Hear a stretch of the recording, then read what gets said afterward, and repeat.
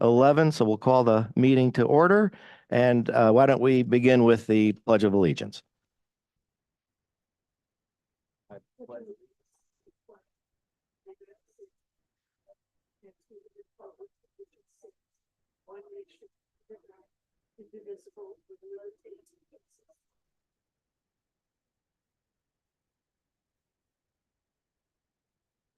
Okay.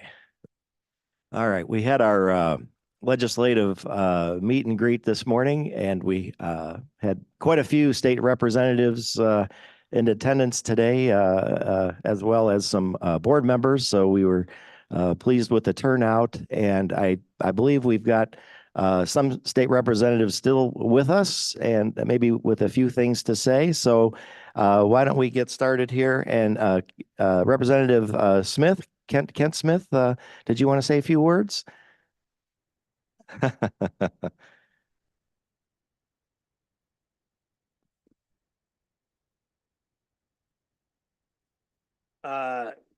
Good morning, everyone. I'm State Senator Kent Smith.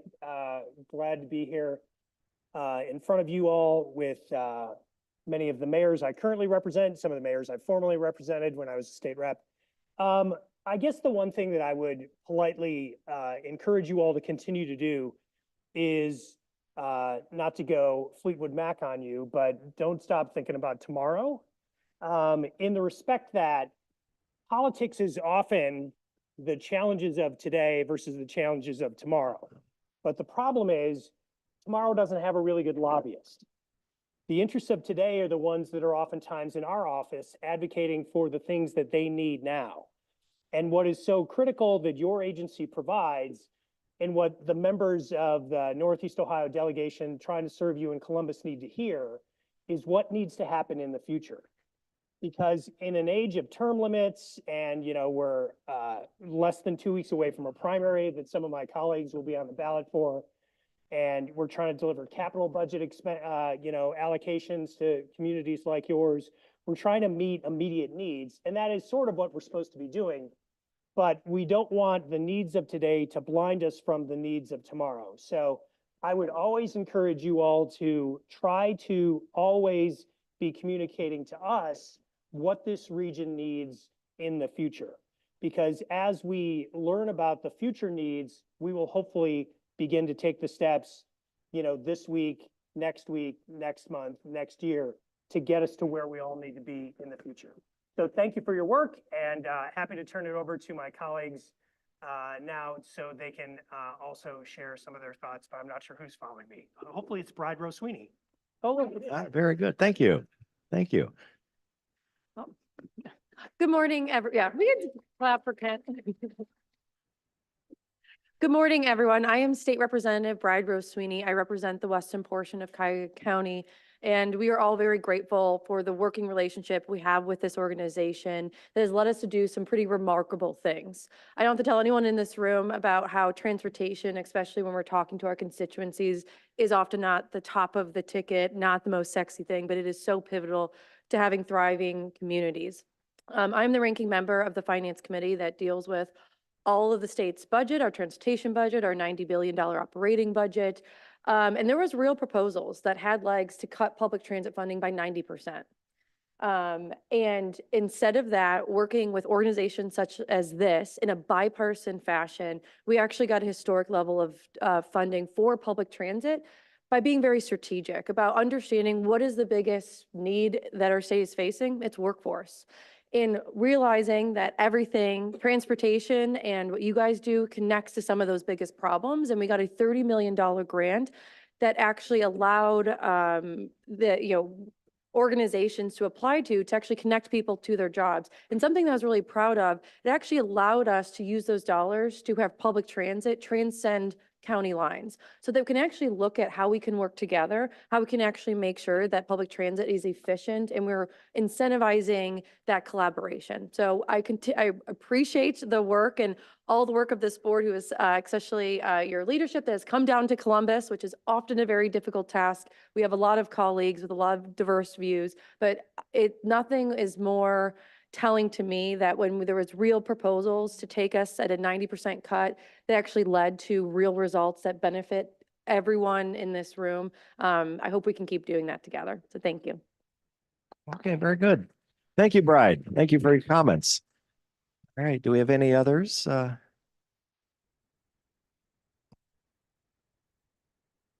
Good morning. I'll move the mic up a little bit. For us tall people in the back. Representative Joe Miller, I'm entering my hopefully fourth term after the election here at the General Assembly. I represent the north part of the Lorain County. I do see Kevin and a bunch of other members here, and I appreciate the opportunity to represent you in Columbus. I joined my colleague, Bride Rose Sweeney, on the Finance Committee and about 5 other committees as well. I think the biggest takeaway here is, first, I got to apologize for not getting here, and not being here sooner in this endeavor. But what I do like about NOACA is this concept that my colleagues have touched on, and that is, you're here to plan. You're here to plan for the future. You're here to execute today, and you're here to coordinate with these 5 counties in this NOACA region. And I think coordinating is a key word.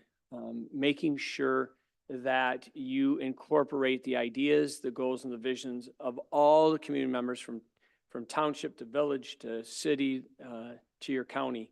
And I really appreciate the fact that you do that. I would not want to sit on a board with 48 people giving their ideas. I think it would be an all-day board meeting. So it could be worse. You could be at 99 down in the General Assembly. So with that, I'll introduce, I guess, the next, looks like Representative Sean Brennan. All right, very good. Thank you, Joe. I'm a little shorter. We're both social studies teachers, but he's got me on the height. Well, good morning, everybody. I'm Sean Brennan. I represent Parma Heights, and West Park. As Mayor DeGeeter always says, the 7th largest city in Ohio. And, you know, people ask me all the time, what is your #1 priority at the State House? My #1 priority at the State House is building relationships, because that's how you get things done. It's hard. It takes a lot of time. It takes a lot of effort and energy. But what I found, even being in the minority down in Columbus, is if you build relationships and build trust, just like I did with students in the classroom for 30 years in the Brecksville Broadview Heights City Schools, as Mayor Ally knows, that's how you're an effective teacher. That's how you're an effective legislator.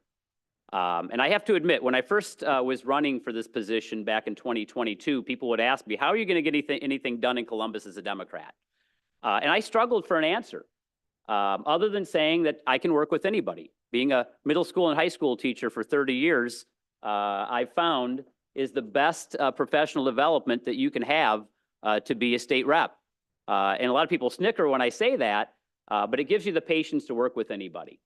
People ask me all the time, how do you work with those extremists down there at the State House? And it's kind of like you folks. What I like about NOACA is that when I come to your meetings and I talk to you folks when I see you out in the community, it's not about Democrat, Republican. It's not about urban and rural. Everybody seems to have the same interest in strengthening our region here in the counties that you represent. And it's something that we all need to be reminded about every day. You know, as I watched that State of the Union address last night and saw some of the vitriol in the room, it concerns me very much as a father and as a soon-to-be grandfather. It's not the America that I want my kids and grandkids growing up in. And I think we all need to expect more of our elected and appointed officials to start acting like adults and stop the negative campaigning and the yelling and the bullying. It would drive me crazy as a government teacher. I would try to teach my students about how important the spirit of compromise is. It's what kept my marriage alive for 30 years. I've been happily married for 30 years. I don't know how many years she's been happy, but that's the spirit we need to be reminded of every day. And we all have a responsibility to be good role models to each other and good role models for our younger generation. Because if we continue going down this road, I shudder to know where we're going. So I appreciate that from all of you as well, because I never get that feel of that divide that I see in some of our politics today. I also want to say, you know, I travel the state a lot now as a state representative. And I know you guys take some lumps every now and then, as we all do in elected positions. But I got to say that Northeast Ohio is by far the best location in Ohio to travel. No offense to folks in Columbus or Cincinnati, Toledo, and other areas of the state. But our region, Northeast Ohio, is the easiest to traverse. And as a resident, I appreciate that very much. And there are a lot of nice places around Ohio, but there's nowhere I'd rather be than Northeast Ohio. And so I thank you for your leadership, and I thank all of your predecessors for their great leadership and vision as well. And I'm your advocate, and if I can ever be of assistance, please call on me. So thank you, and God bless. And if you need anything, let me know. Take care. All right, very nice. Thank you, Sean. Thank you for your comments.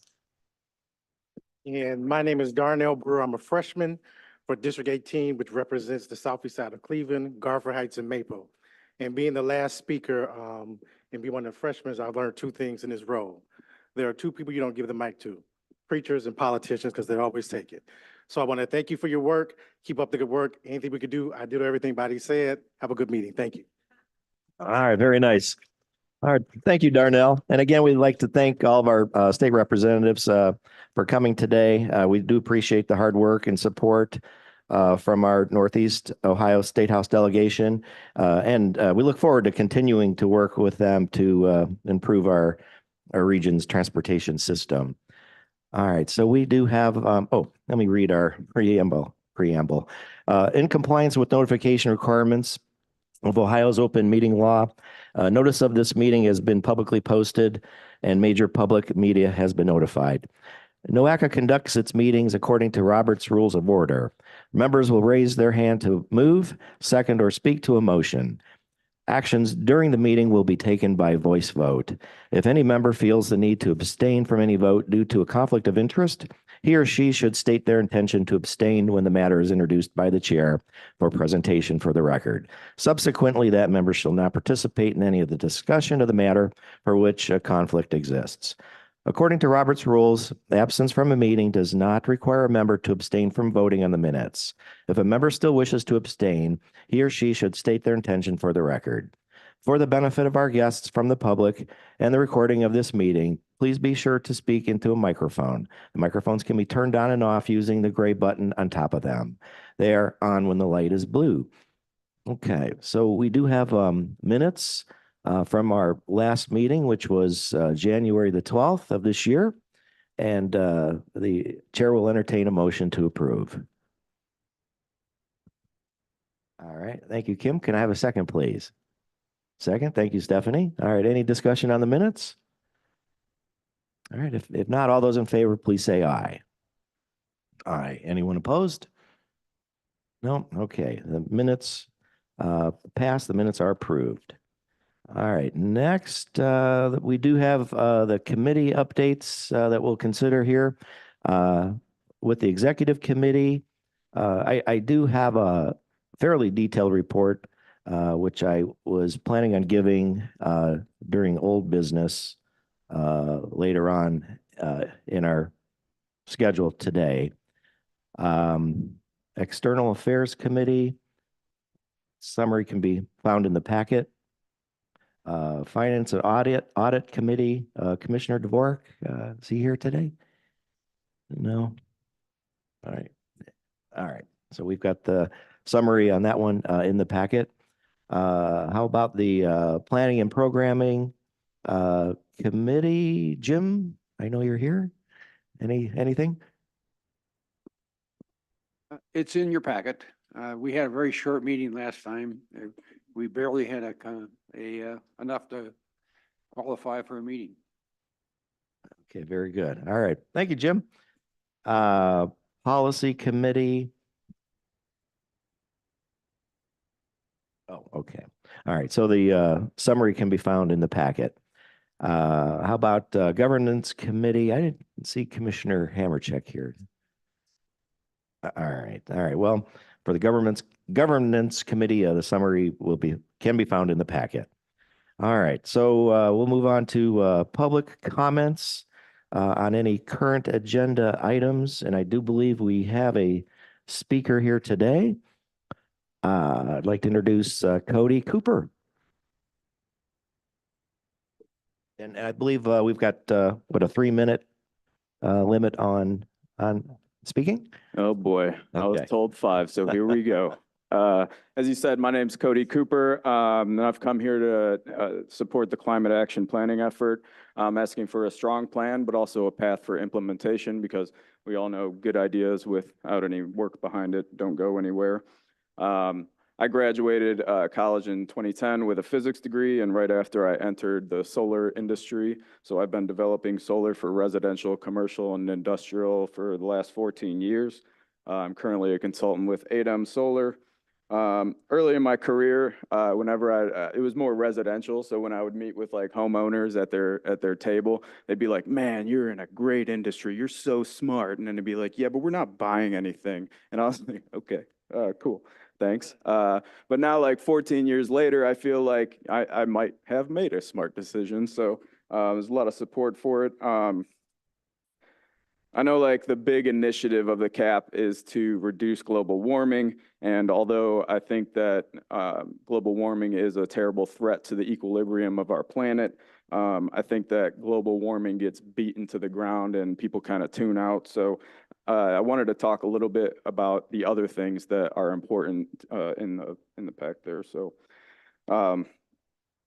solar development, like when I've talked to people, is like a bell curve, right? So I was in the early adopters phase when nobody was buying, and you would have people on both sides of the spectrum, right? You had your people that are like, I love Obama, and I just want to save the world. But then you'd have people on the other side that's like, Obama's going to destroy the grid. We have to stop it and get on solar. And so like I've seen that over time, and we've kind of come to a place where costs have come down and we're kind of in the middle now. So people are... we're gaining much more support for solar, I guess, is the point.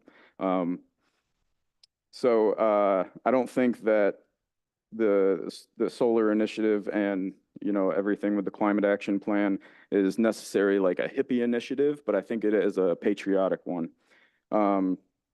Right now, China is putting out 80% of solar module manufacturing, and us here in Ohio, we're about to be the biggest solar panel manufacturer in the States, producing domestic solar panels. Illuminate USA is opening a plant right outside of Columbus that's going to create 850 jobs, which will add to the 5,500 that First Solar already has created up in Toledo. Again, I mean, it's not only the manufacturing, but it's also the labor force. I've talked to business agents in the IBEW and the Carpenters Union, and they just tell me how much it is a lifeblood, especially in the South where there's just an opiate epidemic, and people just need good jobs that pay fair wages. Renewables also diversify the grid, so it doesn't put all our energy eggs in one basket. So if one source fails, the lights don't go out. As long as, Obama doesn't come out of retirement to destroy the grid. It also helps with our baseline power needs, just like tributaries contribute water to the flow of a river. Renewables are going to do the same.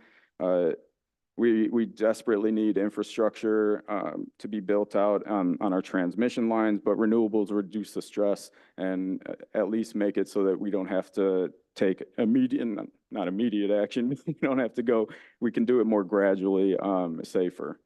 It also saves money. The levelized cost of energy for solar is lower than any other fossil fuels plant, which means that if you come in and you install solar, you're going to be able to buy that energy for less than you would be able to if you built a new fossil fuel plant. In conclusion, I think that solar is not the only solution for our energy problems in the U.S., but under programs like NOACA and the Climate Action Plan, we can create jobs that have previously just been, like I said, 80% done in China. We're also going to create energy independence. We'll have grid resiliency, and we also are putting more money in our pockets. And I can't think of anything more patriotic than that. So thanks, guys. All right, very good. Thank you, Cody. Thank you for your comments. Okay, moving on to the president's report. I don't really have a report. I do have things to report, which I was going to do under old business today. So we'll move along here to the executive director's report. And Grace, do you have anything for us? Yes, I do. Good morning.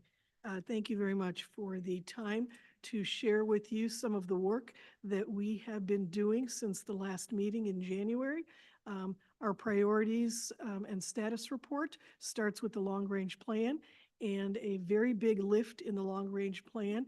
Our MSAs, the Cleveland-Elyria MSA Priority Climate Action Plan, the PCAP is what we call it for short, has been completed and submitted to the US EPA, and they have acknowledged that all of the required elements are included, and so we are now eligible to apply for phase 2 funding.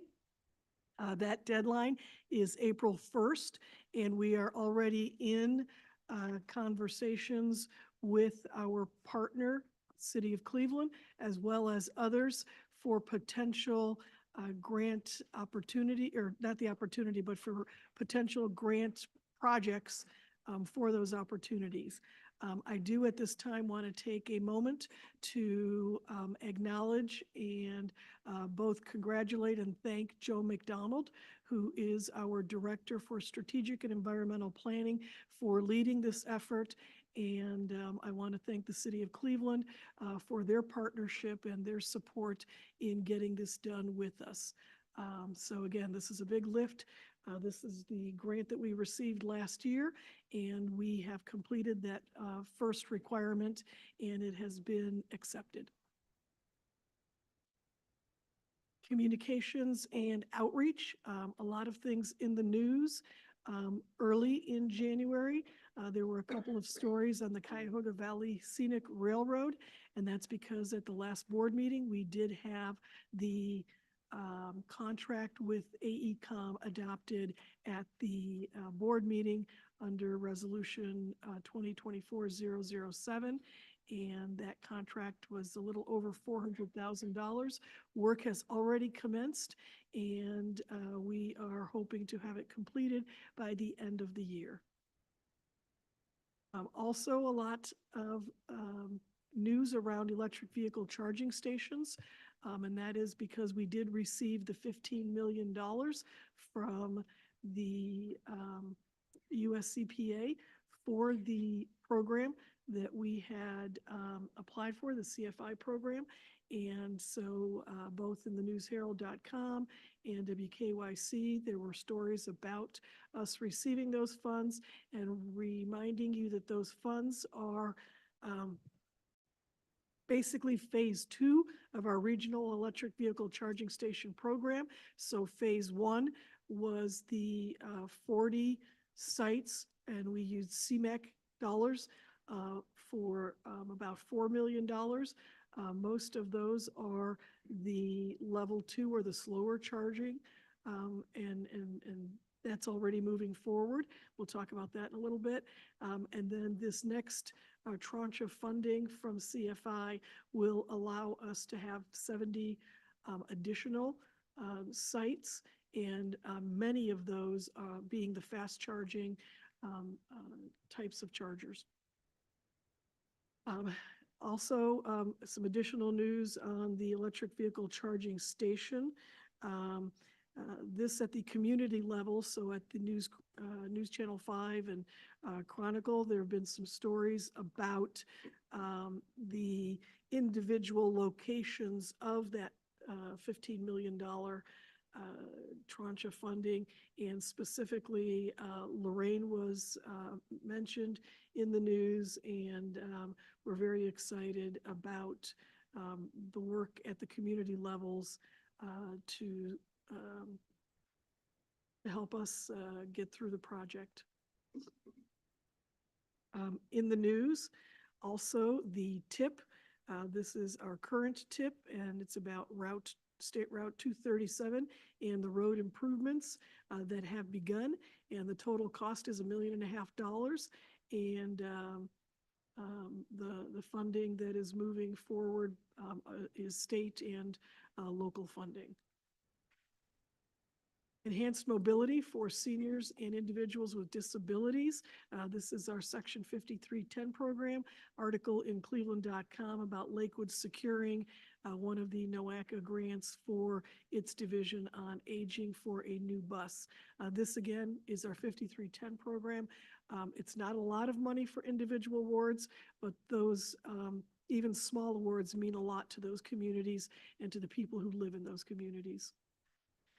Road resurfacing, Berea has plans for resurfacing a busy stretch of Bagley Road. And that was in cleveland.com in early February.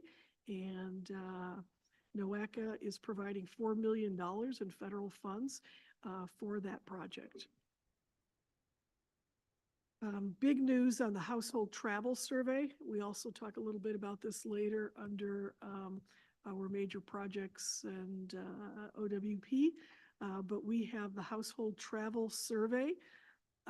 This is a once every 10-year survey. It is to align with the census. It was delayed a bit this year because of COVID. It would not have made sense for us to do the household travel while we were still under lockdown for COVID, or even shortly thereafter, because travel patterns had not yet returned to normal or even semi-normal. But at this time, we have launched it. And there was quite a few stories, particularly cleveland.com, on the household travel survey and how we are mailing out 500 and up to 550,000 surveys. And the goal is to get 9,000 households by the end of May. Wanted to talk a little bit about our new sort of advocacy and outlet platforms that we're trying to increase the audience that we reach by working with various local news media outlets. One of them at this point is a relationship with Fox 8 News that I believe will, this contract lasts through the end of the quarter, and they are working with us on putting forth some of the social media and video posts for GoHio Commute, as well as other key projects and programs. Legislative and funding issues, a lot of news here.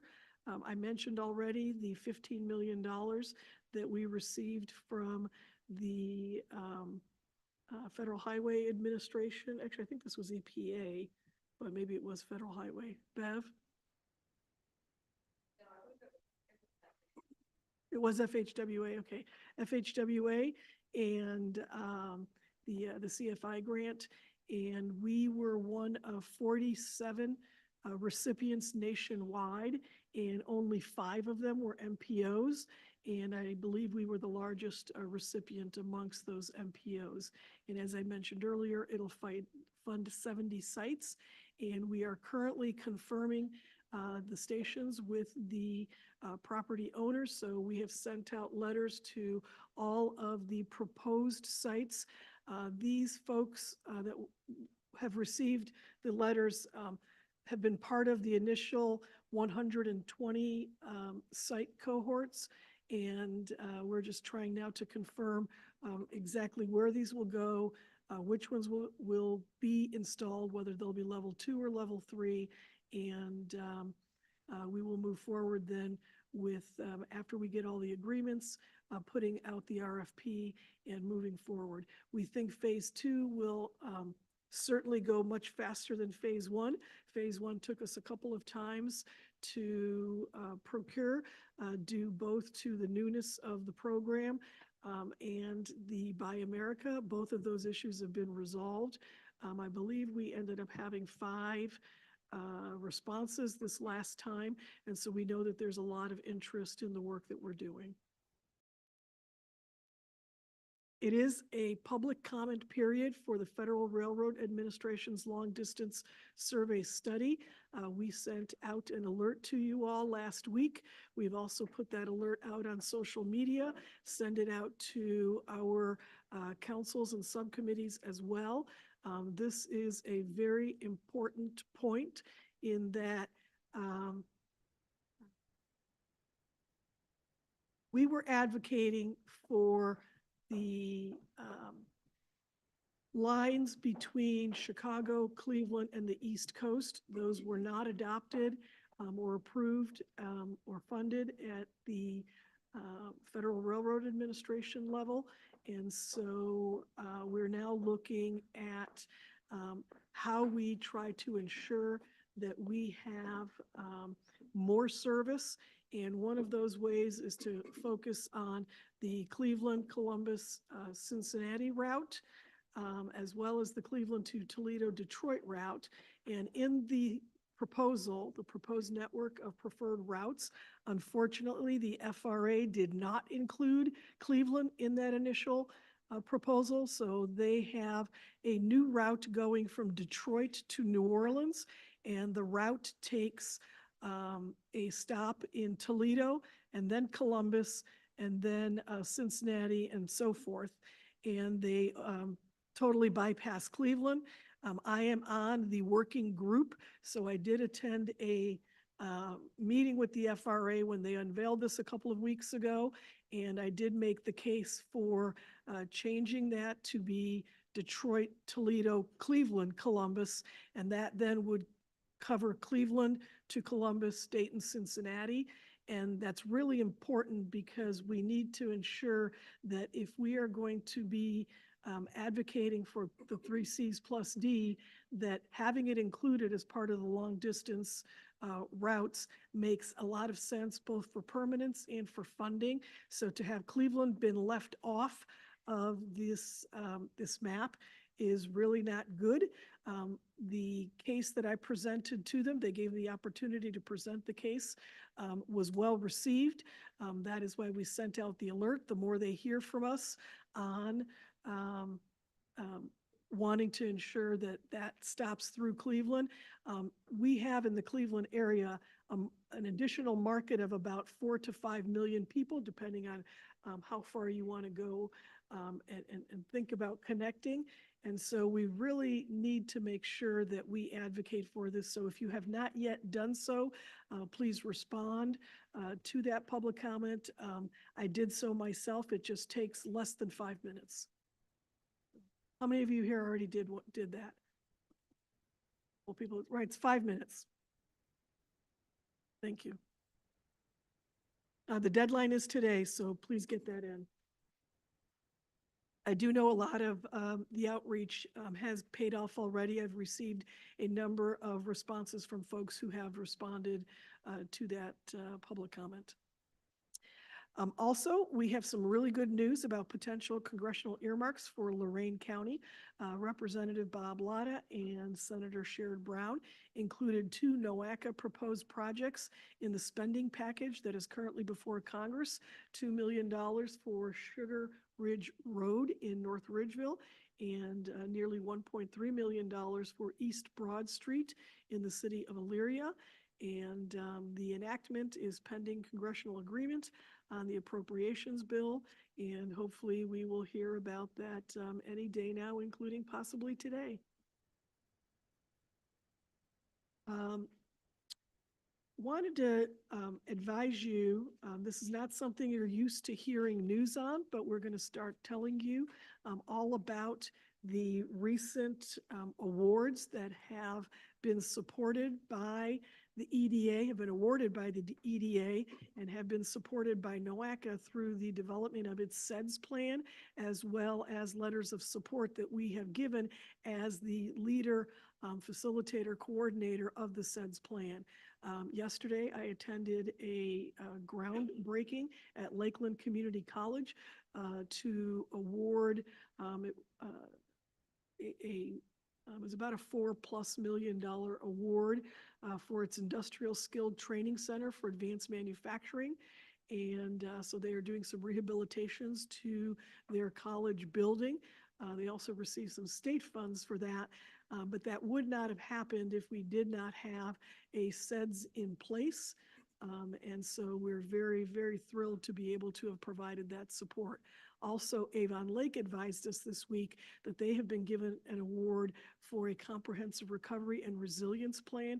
And again, these are programs that we would not have had access to if we did not have a SEDS. So the entire board really needs to congratulate itself for having the vision to develop the SEDS plan and at this time now supporting all of these individual opportunities. Major projects, I kind of already gave an update on the Cuyahoga Valley Scenic Railroad, so I don't think there's anything new to say here. US 422 and Harper Road interchange. We, at this point, have been working to help them modify the interchange to a diverging diamond, and that will eliminate the existing northbound to westbound loop and makes it safer as well as more efficient. At this time, what we have been working with the city of Solon on is not as much the technical component of this, but the funding component. It's nearly a $10 million project, and we have met with them about different funding opportunities and different ways to characterize the project to be eligible for those different pots of funding. Phase 1 of the Regional EV Charging Station Program. This is the installation of one of the chargers at Lake County Administration Building.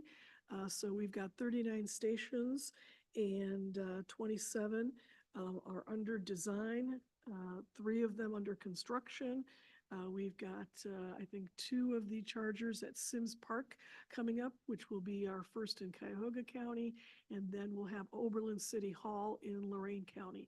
So very soon you will start seeing some ribbon cuttings, which is unusual for NOACA because we are not generally a locally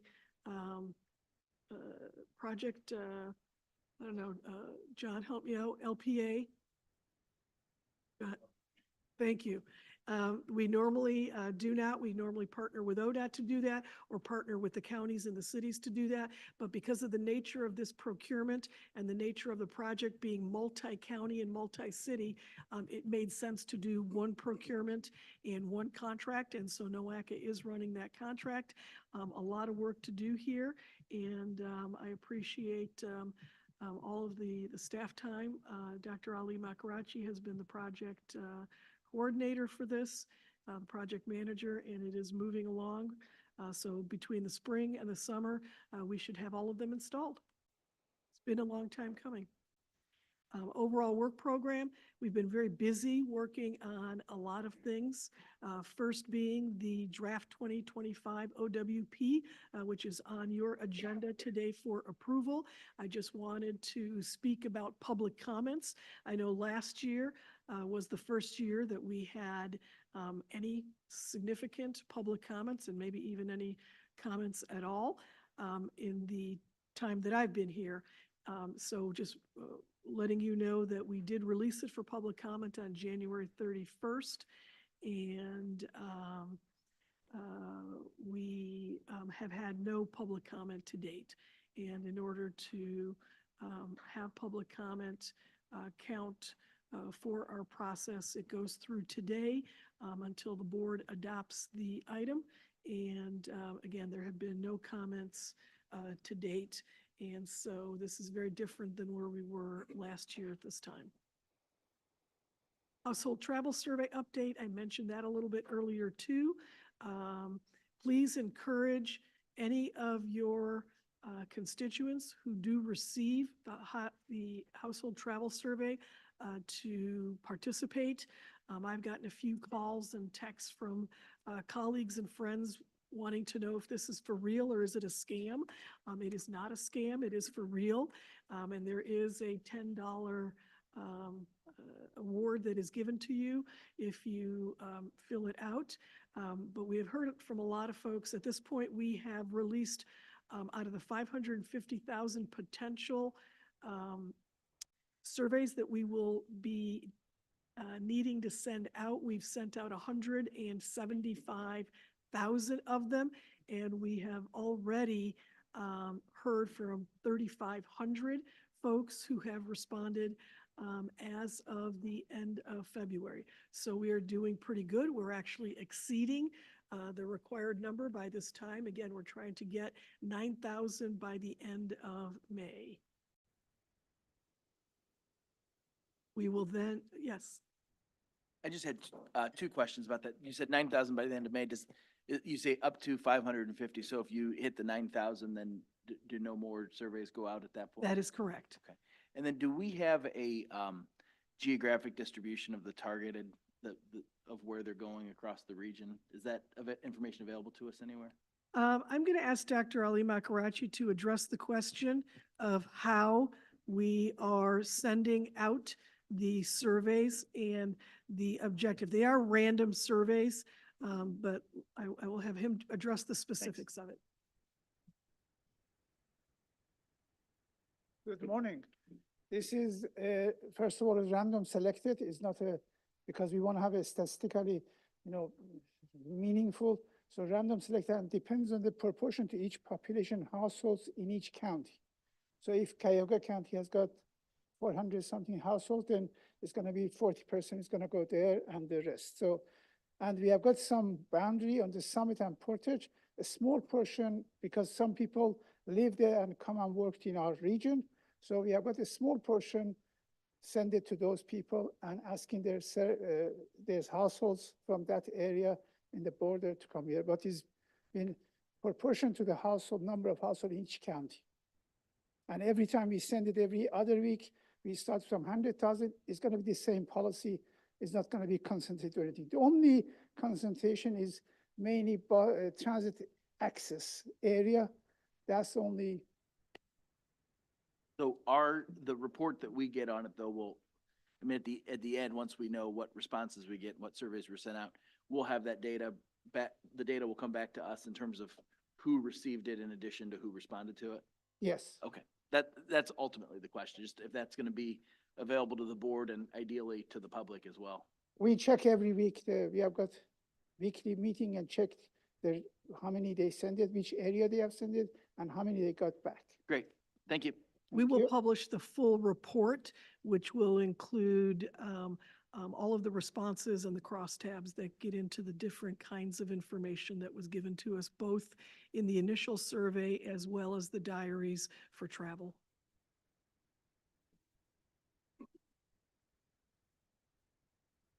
Okay, the Comprehensive Economic Development Strategy. I think we kind of already covered this a little bit too, but the point that I wanted to make with the Comprehensive Economic Development Strategy is, in addition to being able to apply for funding that we were not eligible for in the past, we did submit the application package for the Economic Development District designation. So we did have these CEDs approved last spring, and that was the very first step. But now we are working with the EDA district, regional district office in Chicago for the Economic Development District. We've already had our first meeting to present the package, and we've got another meeting set up, and we will hopefully be able to get the district identified very quickly. Brownfields Revolving Loan Fund.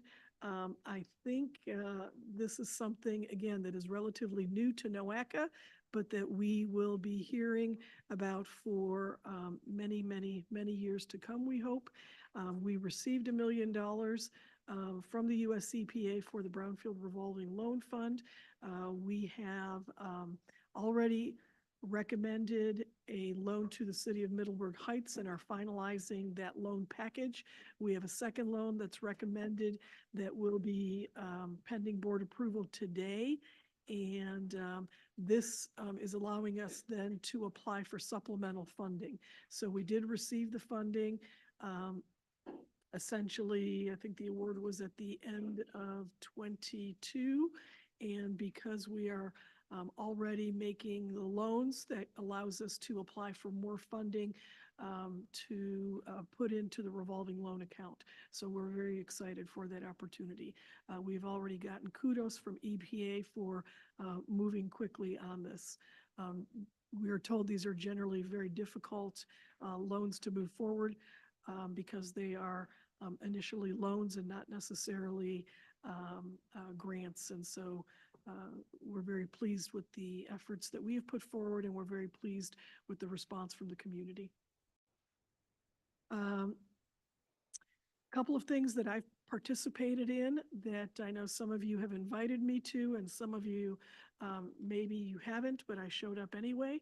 And that's Brunch with a Farmer in Lorain County with the Farm Bureau. You are invited. Yes, I was invited to that. And I've gone to that before. So that was an excellent event.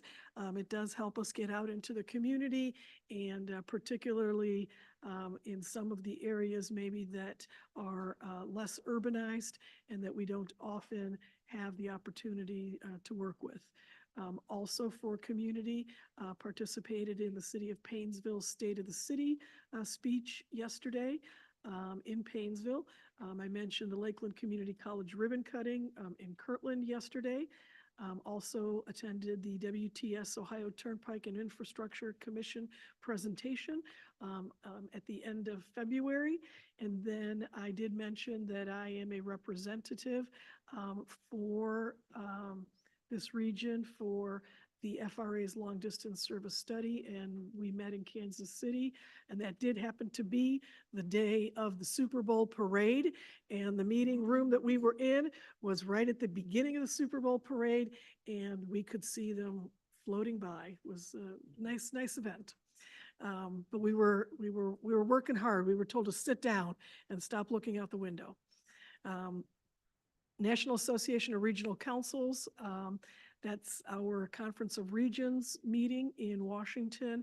I attended that as well. I am a member of the Executive Council and the Executive Committee of the Executive Council, and that meeting went very well.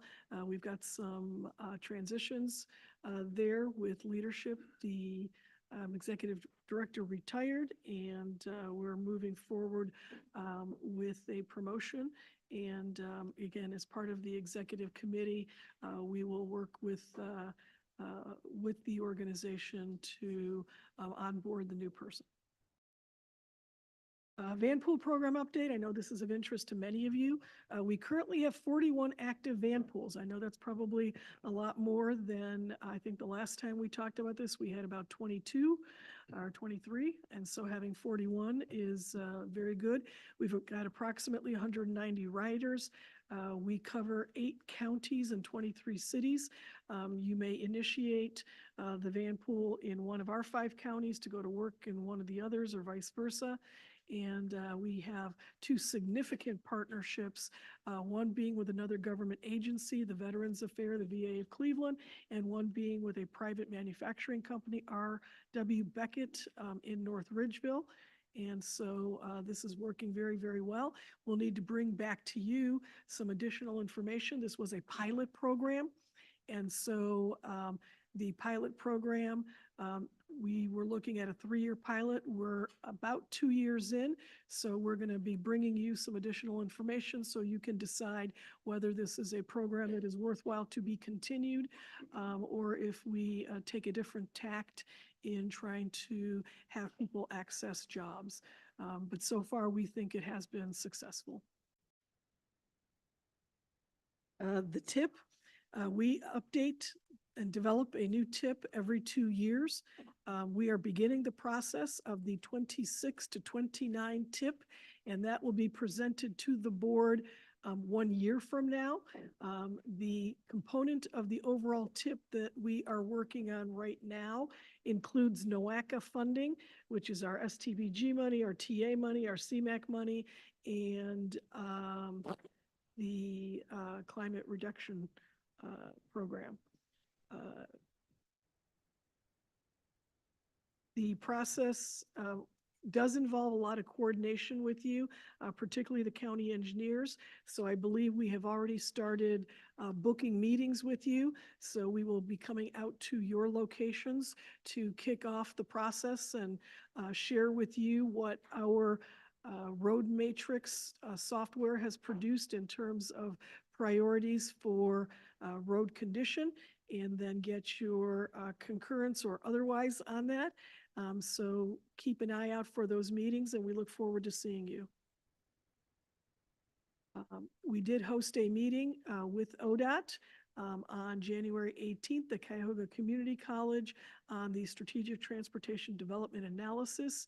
And once again, we have been told by ODOT that our meetings in Northeast Ohio are always well attended by the public and by the stakeholders. All Aboard Ohio Whistle Stop Tour, we also hosted that event here on January 25th. And some of the topics that were covered was the FRA Corridor Funding ID and the Cleveland, Columbus, Dayton, Cincinnati Economic Impact Study. I want to announce today, just when you thought we had given enough money to the Irishtown Bend project, one more thing remains for us to do as part of the grant application that we submitted several years ago, that we were successful in receiving $9+ million for the project. We committed to a crowdsourcing part of a program. So this gives us this initiative to raise additional funding for the project. You can click on Support Irishtown Bend. You can contribute. And we will send this out and have an entire campaign built around it. Initially, we didn't think that we were going to need to do this because the project was fully funded. But at this time, there are some gaps in funding. So we will ultimately do this. And I think this is terrific because it is one of the reasons we were successful in receiving the grant, is we had included this in the program for innovative funding. And so we do have the opportunity to do this now. So more on this later. Watch out in social media and other venues. And the only announcement I have is the next board meeting is June 7th, 2024. Thank you very much for the opportunity to give you my update. Okay. Good question. Oh, yes, John. And through the chair, one question. Last year, the OWP had, this year, we're closing comments today. Is that correct? Okay, the 8th of March. Last year, the date was a Saturday, the 11th of March. Is there any reason for the difference of 3 days? It has to be 30 days and it's usually up to the date of the board meeting. So I'm assuming the board meeting, you're saying it was a Saturday. I can't offer you a question other than it might have been, couldn't say. I don't have an answer to that. I can ask Danielle Render, who is responsible for the public outreach, but I assume it has to do with the 30 days in terms of how we're structuring the public outreach. So Danielle, is there a reason why last year it was on a Saturday and this year it is today, the date that the board approves? Good morning. I believe last year is because there were changes. And so the documents that you were seeing were posted was 3 times. So the last document was referenced from that Saturday based on how that was going. But we do post it for up to 45 days. And that's what we've done this year. 45? And I think last year we also had an unusual situation that because of the significant number of comments and the changes, we actually took it back to the board for adoption in June. And so this year, today's adoption will be the final adoption, whereas last year we had both a March and a June adoption. Okay. And then, so with that too, through the chair, with that, we have a February draft of the OWP and now a March draft, Yes. which and gives we- us 8 days. Yeah, I'm sorry? So that gives us 8 days to the final draft for public comment. We do have a February draft that many people may have gone through, but I do have a March draft now also in front of me. Right, so the March draft, and we'll talk about this during the item for the board, but the March draft consists of changes that were made either because of ODOT and or some other minor issues, and we will discuss them during that item. Councilman Miller, did you have a question? Yes, could you say just a little bit more about where to go on the website to find out about how to do that FRA public comment that you Yeah. want us to do? Again, I'll before ask the end? Danielle Render to join us up here at the mic and tell you how to do that. And in fact, maybe we should all do it together. So that is part of a news article. So on the homepage, if you go under news, there's some information in regards to it, and there's a link. And the link would take you to that website where you can give comments. So if you go under news and events on our homepage, there's an article there, and there's a link within that article. And when you say an article, it's our article. It is ours. It's a news release. Yeah. Thank you very much. I Thank appreciate you. that. Any other questions from the board? Oh, yes, India. Just for ease of use, I don't know if this is maybe to Ms. Render via Grace, if you can send the link to the board for ease of use today, that probably would assist us greatly. Yes, we can do that right now. Awesome, thank you. So Danielle, if you can get with Laura or Marilyn and have a link sent out right now so that the board members can access that. Thank you. Okay. All righty. Any other questions before we move on? All righty.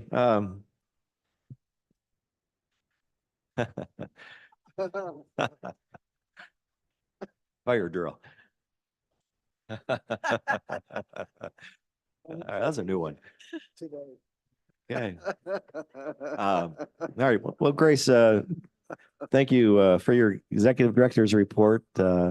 Certainly appreciate you and your staff, all the hard work that you've done here and keeping us going. So thank you. I appreciate the support and direction of the board in all of the work that we do. Excellent. All right. All right. We'll move on to action items. We've got quite a few today. Let's see. The first one we've got, we'll consider resolution 2024-010, the regional strategy for coordinating funding opportunities, the 2024 update. Grace and Leah, you going to take this one? Yes. So as you know, we developed a regional strategy for coordinating funding opportunities. And one of the commitments that we made is to be able to be flexible, nimble, and bring to you on a quarterly basis updates that would allow the strategy to move forward in a very seamless way. And so we have received some requests from communities to update the strategy, and this is the opportunity for us to present that to you and ask for your concurrence. And with that, I'll turn it over to Leah Telepak, who is the project manager. Good morning, everyone. My name is Leah Telepak, as Grace said, and I'm going to run you through the updates that we've done for calendar year 2024. So just a little bit of background. On September 8th, 2023, the board adopted guidance for the regional strategy in terms of how to update it to make sure it's structured, flexible, similar to our TIP updating process. When or if a community proposes an update to the strategy, it ensures equitable practices to implementing and updating the strategy. We understand that things change year to year, so we wanted to make sure that this was more fluid. So when wanting to update the strategy, we'll review it annually, which is what we did end of last year, early this year. As Grace said, we put out an email to the communities that you're welcome to update it in November, and the closing date was early January. So that was our annual. Updates to the strategy can be requested by submitting a form that's on our website. And the project sponsor may propose an update to be considered for a quarterly update. Anything other than those two, NOACA will coordinate in alignment with Resolution 2023-018. So these are the updates that we got for calendar year 2024. As you can see, we have one from ODOT, several from Cuyahoga County, a couple from Cleveland Metro Parks. And before I go to the next slide, I just want to draw your attention to number 3, which was revised just the other day per request. And then we also had some requests from the city of Cleveland. So those 2 slides show you the project sponsor and the project they requested updates for. This slide will show you exactly what those updates were.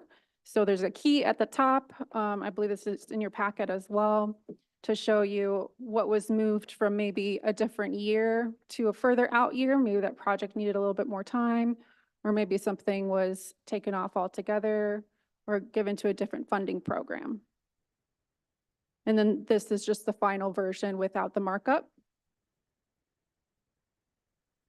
So next steps, pending board approval, the regional strategy will be updated, and NOACA staff will collaborate with partner agencies to ensure project applications are submitted in accordance with the strategy. And the action here is approval of Resolution 2024-010, which adopts the proposed regional strategy for coordinating funding opportunities 2024 update. Thank you. Okay, very good. Thank you, Leah. All right, Chair will entertain a motion. All right, thank you, John. Actually, it's a resolution. I'm sorry. Can I have a second, please? All right, second. All right, very good. Thank you. Any discussion on the resolution? All right, if not, all those in favor, please say aye. Aye. Anyone opposed? No. All right, then the resolution passes. Thank you. All right, up next, we will consider resolution number 2024-011. This is the 2025 overall work program and budget.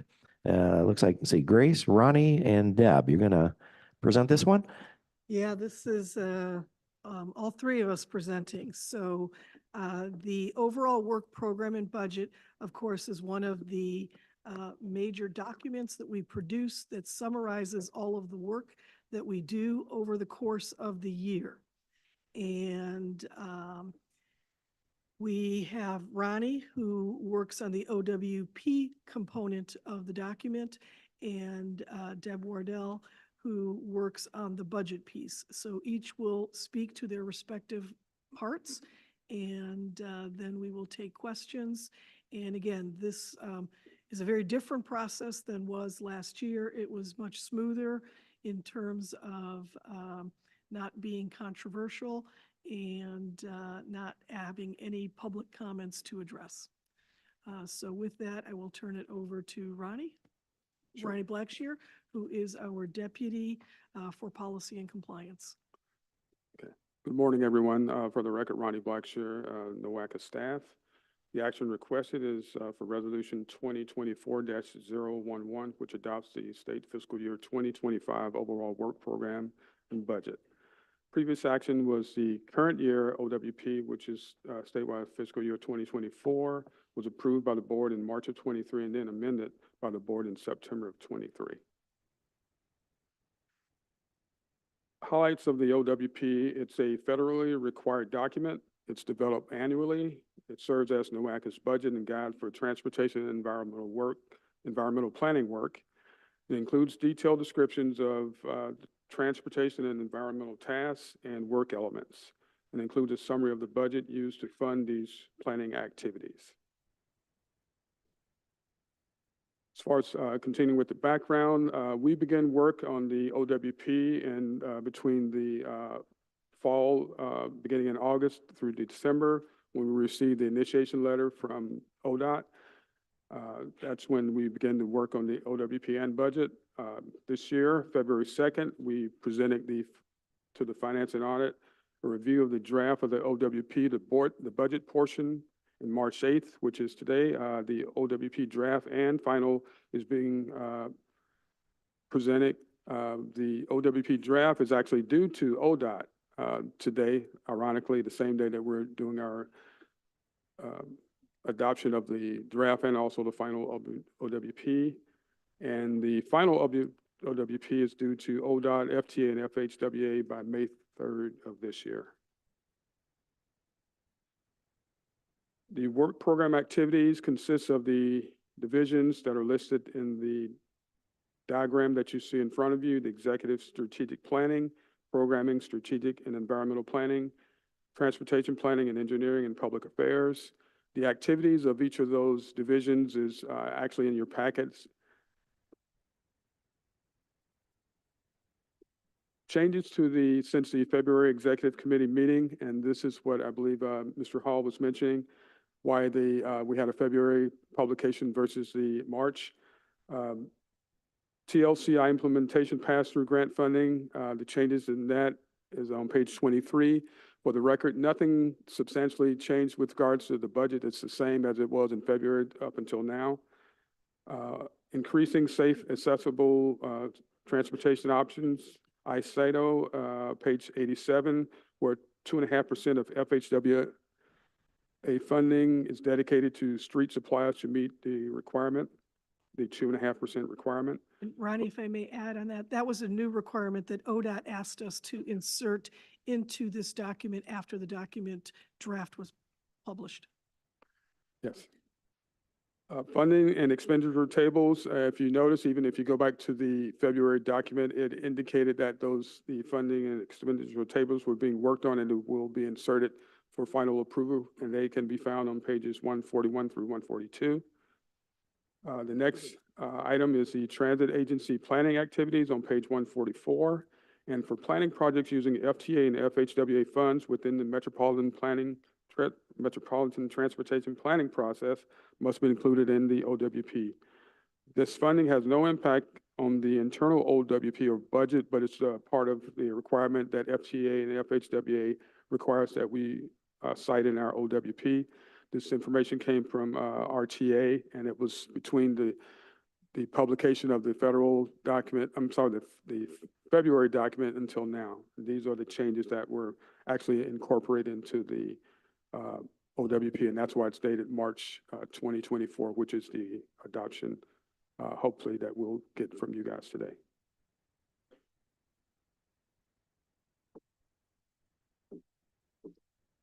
Thank you, Ronnie. Good morning. I'd like to reiterate what Ronnie stated, that none of the changes change the bottom line of the budget and the budget summary found within your packets. Other than the TLCI funding, which is being presented later to you today and under another presentation. And it is pass-through funding, so anything coming in would go right back out. So again, it does not change the bottom line of the budget. Sorry about that.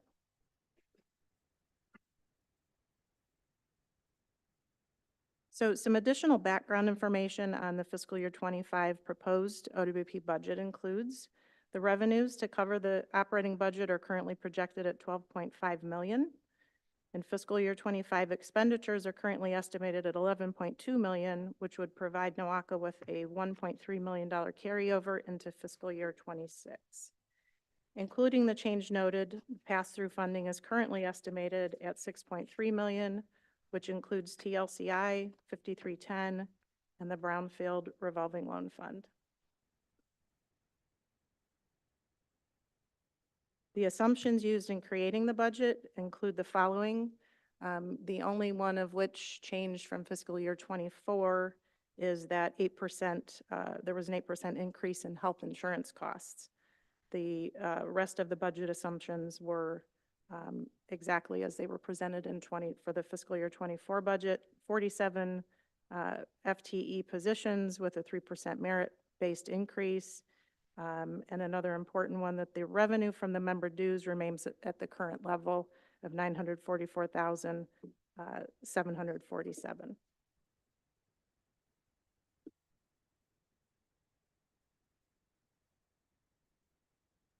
Here is a basic budget table provided to demonstrate the numbers that we just reviewed.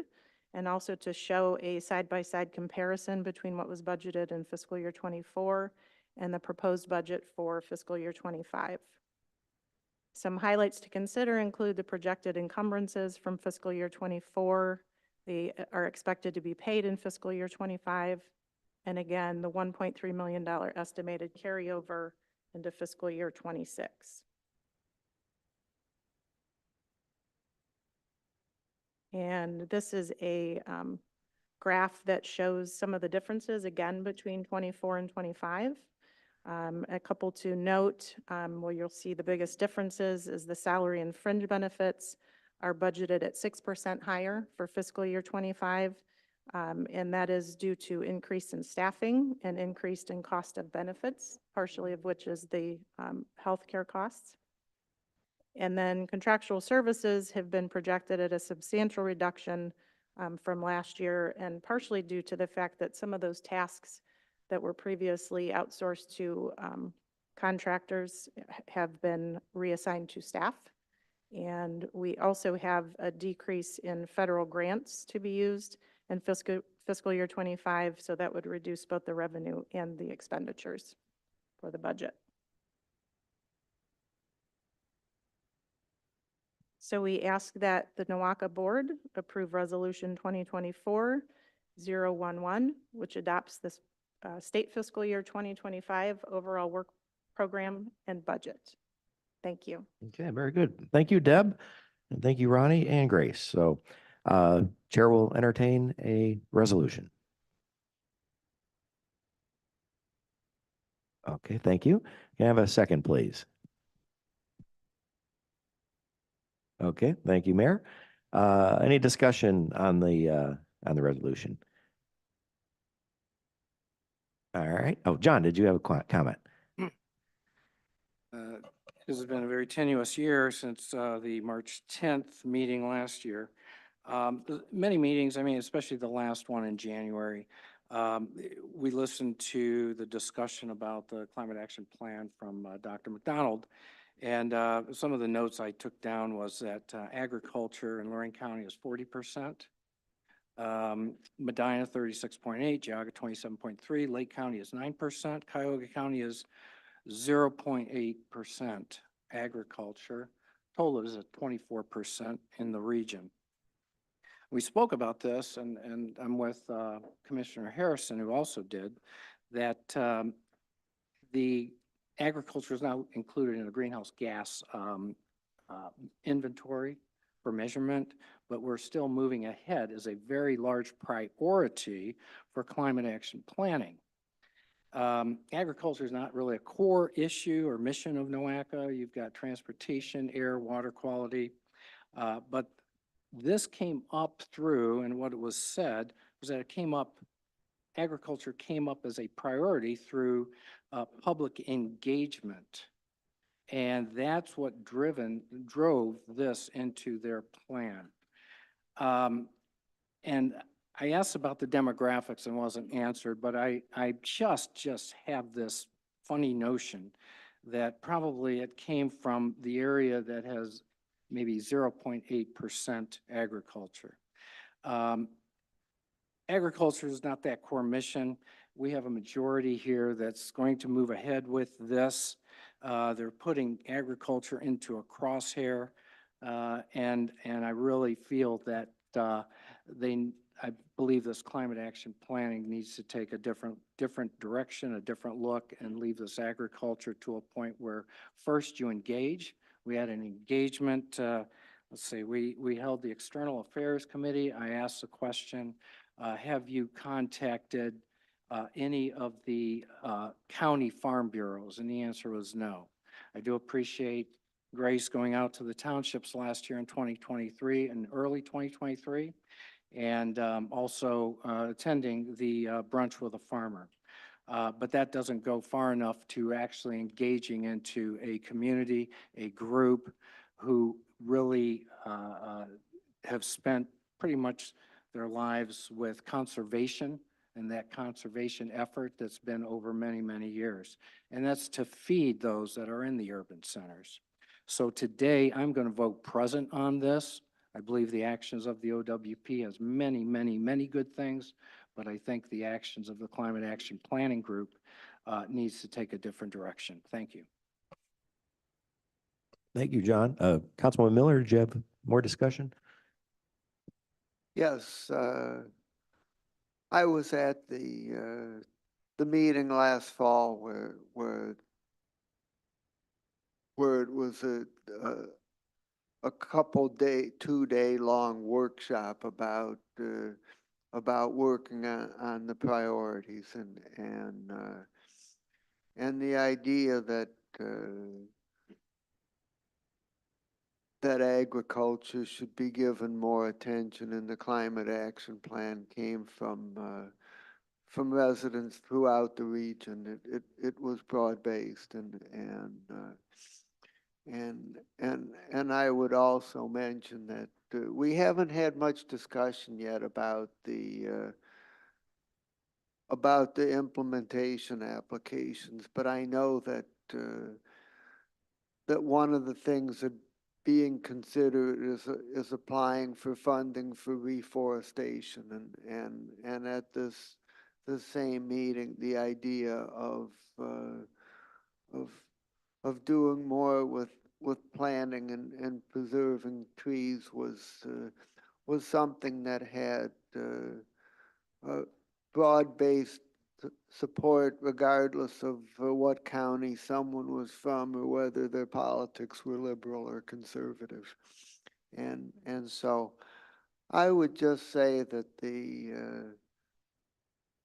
process of properly incorporating agriculture into the climate action plan is a work in progress and that it's been started, but a lot more needs to be done. And I hear your comments and just hope that as we move forward toward the implementation and the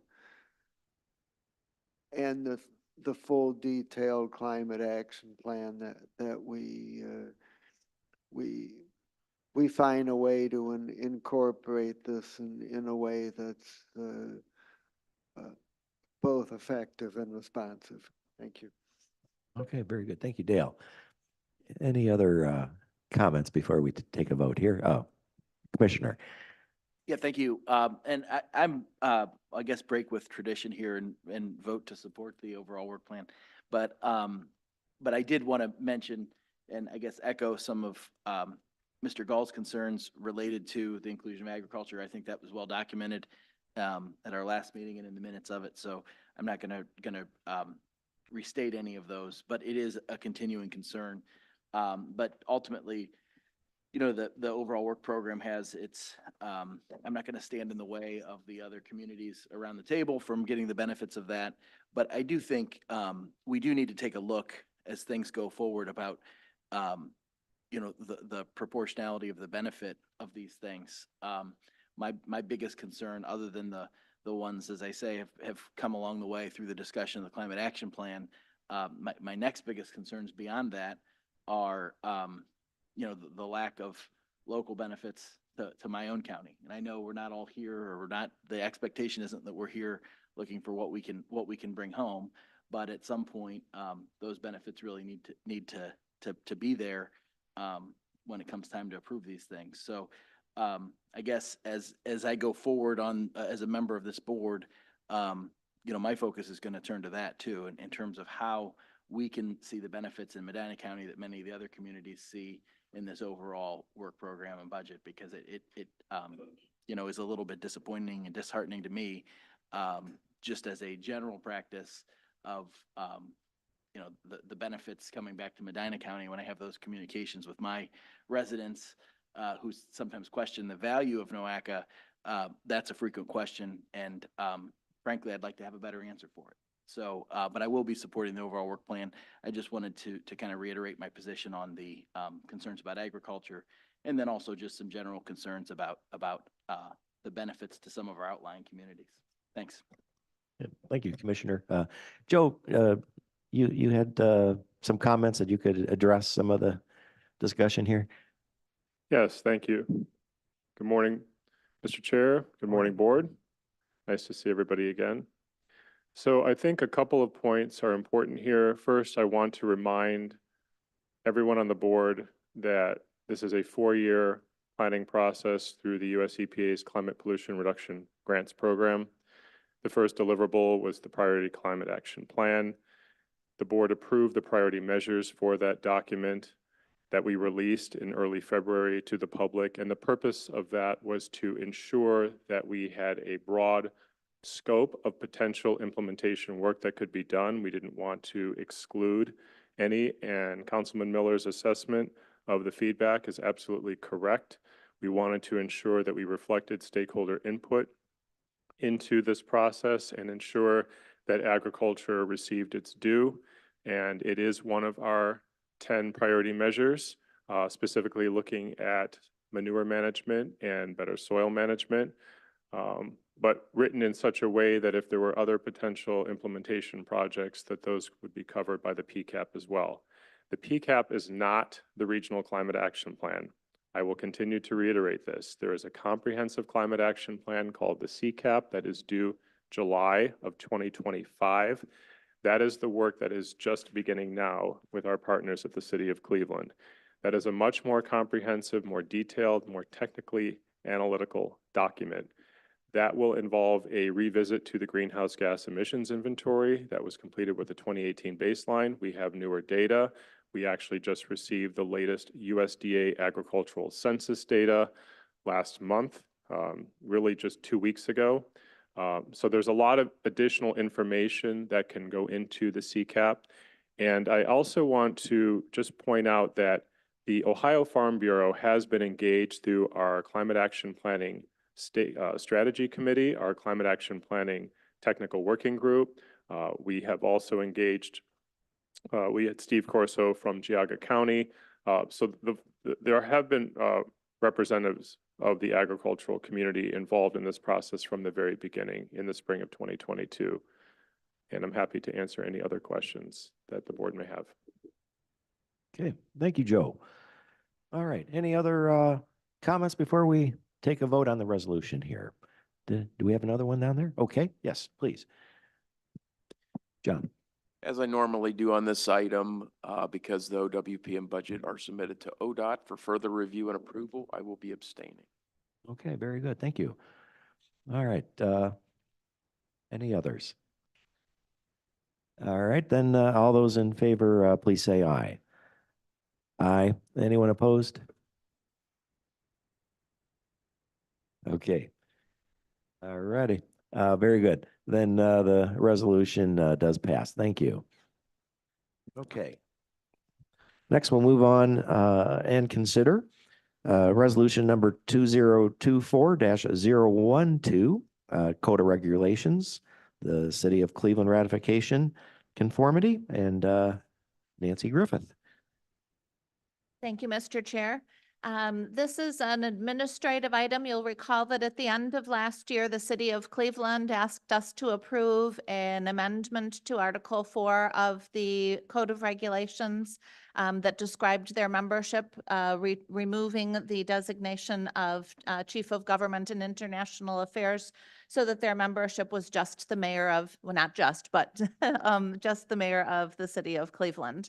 There are two other references in the code to the mayor of the City of Cleveland that we wanted to clean up. So the governance committee asked us to bring this to the board for a simple administrative correction. So there's nothing new, but you will see in your packet the redlined version of section 6.3 describing the membership of the executive committee, which now indicates that only the mayor, that the title of the membership from the City of Cleveland is mayor, not mayor/chief of government and international affairs. This item does not need to be ratified by the 5 counties because it's in Article 6 and not in Article 4. So a simple board resolution to clean up that administrative issue is satisfactory, and we hope we can achieve that today. All right, very good. Thank you, Nancy. Can I have a motion to approve?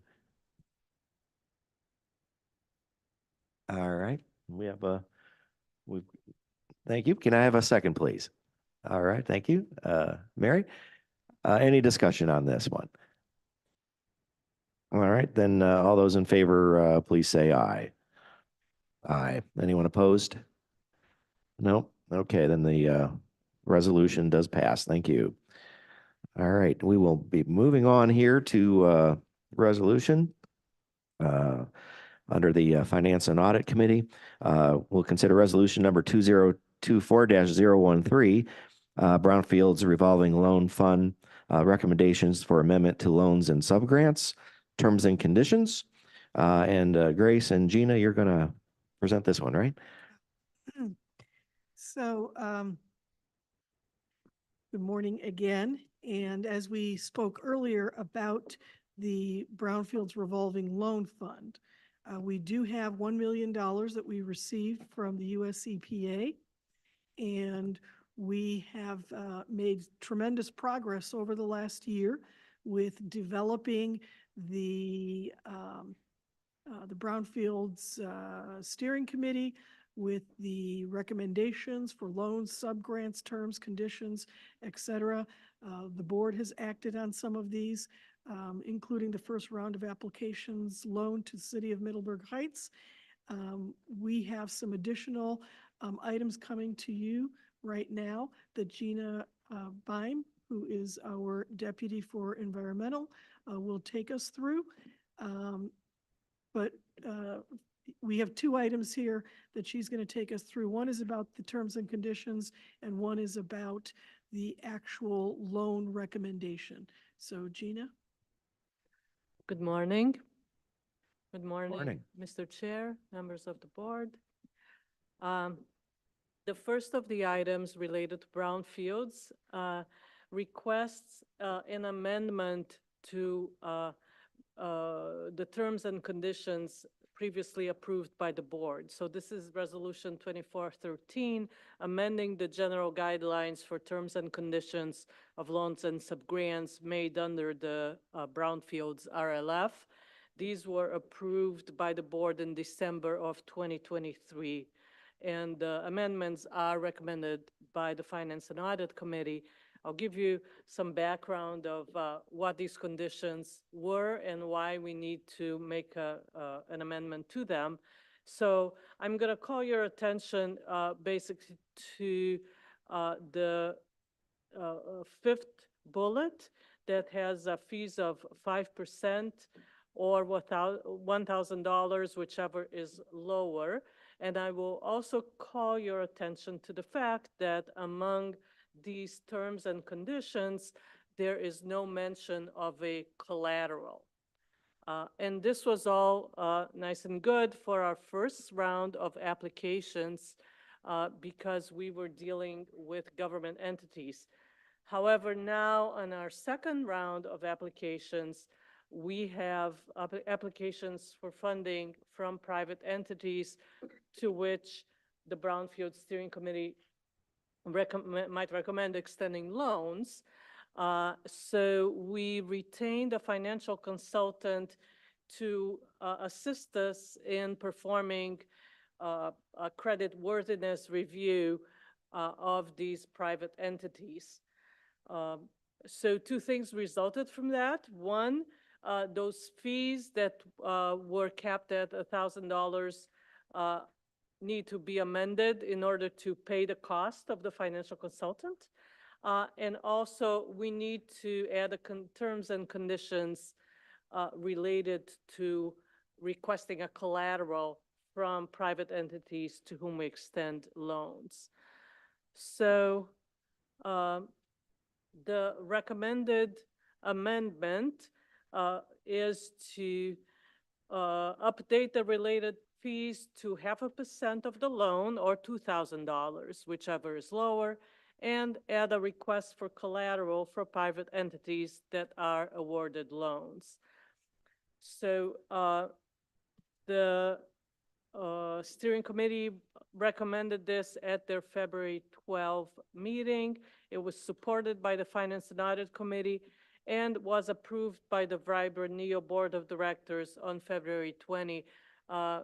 Just as a clarification why the reference to Vibroneo is there, all these recommendations related to brownfields revolving loan fund per our memorandum of agreement with Vibroneo, they need to be approved by the board, and then this board has final say. There's no immediate financial impact of this action, but depending on the specific loans and subgrants that are extended, there will be, of course, a financial impact. So pending board approval, loan and subgrant agreements with entities whose projects are selected for funding will be drafted according to these amended general terms and conditions. So the action is approval of Resolution 2413, which amends the general guidelines for terms and conditions of loans and subgrants made under the Brownfields RLF to related fees of 0.5% of the loan or $2,000, whichever is lower, and adding a request for collateral for private entities that are awarded loans. Very good. All right. Thank you, Gina. Okay. Can I have a motion to approve? All right, Sam, thank you. Can I have a second, please? All right, we'll go to Joyce here. Any discussion on the resolution?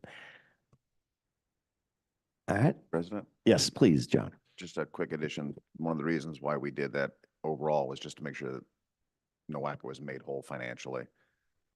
So that was one of the questions. As soon as we started dealing with the private entities, we realized that's a horse of another color. So we just needed to make sure that given the amount of time and energy going into that, that we're made whole financially. Thank you. Very good. All right. Thank you, John. Any other discussion? All right, then all those in favor, please say aye. Aye. Anyone opposed? No? Okay, then the resolution does pass. Thank you. Okay, we're going to move on to consider resolution number 2024-014, the Brownfields Revolving Loan Fund recommendation. And Grace and Gina, you've got this one again? I think I've said enough to cover both of them, so Gina's going to go right into this one. Yes, so now that we have our amended terms and conditions approved, thank you. We are requesting that the Board of Directors adopt the following resolution, Resolution 2414, which approves that a loan from the NOACA Vibroneo Brownfields RLF be made to NREUV MLK Plaza LLC in the amount of $300,000 with the following conditions. A personal guarantee from Dr. Gina Merritt, who is the sole owner of this private entity, $30,000 of debt service reserve funds in escrow for the duration of the loan and draw down as principal repayments are made, a Cognizant promissory note, and if possible, a surety bond to insure NOACA against the default. Now, if NREUV MLK Plaza is unable to obtain this bond, this condition may be removed. The previous action, of course, was the approval of Resolution 2413 that just happened. And this is an action recommended by the Finance and Audit Committee. So now I'm going to give you a little bit of background on this loan and the project and the entity. So for the second round of loan applications, we once again solicited applications from the entire 12-county NOACA Vibroneo region. We received 3 applications that we screened and determined that one was eligible, and that was NREUV MLK Plaza LLC. The recommendation was reviewed, the application was reviewed by the Brownfield Steering Committee, and they discussed it on January 6th. However, there was no quorum. So there were a couple of other subsequent meetings for that. The Finance and Audit Committee supported extending the loan. They met on January 26th. Pardon me, the Finance and Audit Committee voted, I'm sorry, I don't have the date here. And they supported extending the loan contingent on a vote by the Brownfield Steering Committee that had not happened yet at that point, and also contingent on US EPA eligibility determination and official letter received from EPA and the completion of the creditworthiness review. So those contingencies, fortunately, were all removed. We received the US eligibility determination on February 1st. Oh, that's right. The Finance and Audit Committee met February 2nd, and the eligibility determination had just been received. I remember that now. The final credit analysis report was completed on February 20th. It did indicate that the potential borrower had a low default risk, although with some challenges, and recommended that conditions be added to any loan agreement to mitigate risk.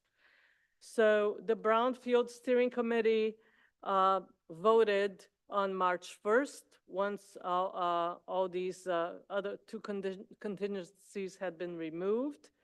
And the Vibrant Neo Board of Directors supported extending the loan on February 20th.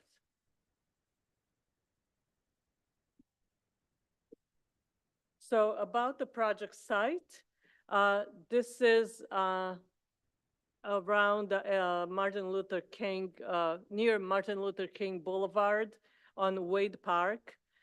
It's in the city of Cleveland, of course, near University Circle, 4.65 acres. The remediation consists of removal of contained asbestos prior to demolition. Total cost is $500,000, and they're asking for $300,000 from this fund. They plan to put a mixed-use project on the site with affordable multifamily housing and market hall on the ground floor. They expect that during construction, 150 to 300 temporary jobs will be created at Davis-Bacon Act wages, hourly wage of $16.20. And after the project is complete, they expect 25 to 30 permanent jobs with wages ranging from $20 an hour to salaried positions of $70,000. The financial impact of this would be the allocation of $300,000 from the Brownfields RLF in the form of a loan to NREUV MLK Plaza LLC. The loan is disbursed as eligible expenses are submitted and then reimbursed. So pending board approval, the next steps would be to execute the loan and encumber the funds from the RLF. The Brownfield Steering Committee will meet again in April 2024 and evaluate a third round of applications, we are hoping. As Grace mentioned previously, NOACA and Vibrant Neo Coalition are applying for supplemental funds from the US EPA. So recapping the action, Resolution 2024-14 authorizes that a loan from the NOACA Vibrant Neo Brownfields RLF be made to its Northern Real Estate Urban Ventures MLK Plaza LLC in the amount of $300,000 with the following conditions: a personal guarantee from Dr. Gina Merritt, sole owner of NRUV MLK Plaza LLC. $30,000 of debt service reserve funds in escrow for the duration of the loan and drawdown as principal repayments are made. A Cognovit promissory note, and if possible, a surety bond to insure NOACA against a default. If NRUV MLK Plaza is unable to obtain it, this condition may be removed. Okay, very good. Thank you again, Gina. Sure. All right, can I have a motion to approve? Okay, Gail, thank you. Can I have a second, please? All right, we have a second. You got it? Okay. All right, any further discussion on the resolution? Mr. President, Yes, please. just one thing, that same theme. The steering committee wanted to make sure, if you saw those 4 stipulations in there, we wanted to make sure that NOACA is made whole and protected. We did not want to ever inadvertently find ourselves in the business of, in a default, owning a brownfield. So Absolutely. We layered the defenses to protect against that. Right, thank you. Thank you, sir. All right, excellent. All right, any other comments? All right, all those in favor, please say aye. Aye. Anyone opposed? No? All right, then the resolution is approved. Thank you. All right, we'll move on next and consider resolution number 2024-015, Ohio DAS Cooperative Purchasing Program. And we've got Lindy Burt to present this one. Good morning. Thank you very much. Thank The you. action being requested today, requesting Board of Directors adopt the following resolution, number 2024-015, authorizing NOACA to participate in the Ohio Department of Administrative Services Cooperative Purchasing Program. Previous action on this item, this was recommended for action by the Finance and Audit Committee at their meeting on February 2nd.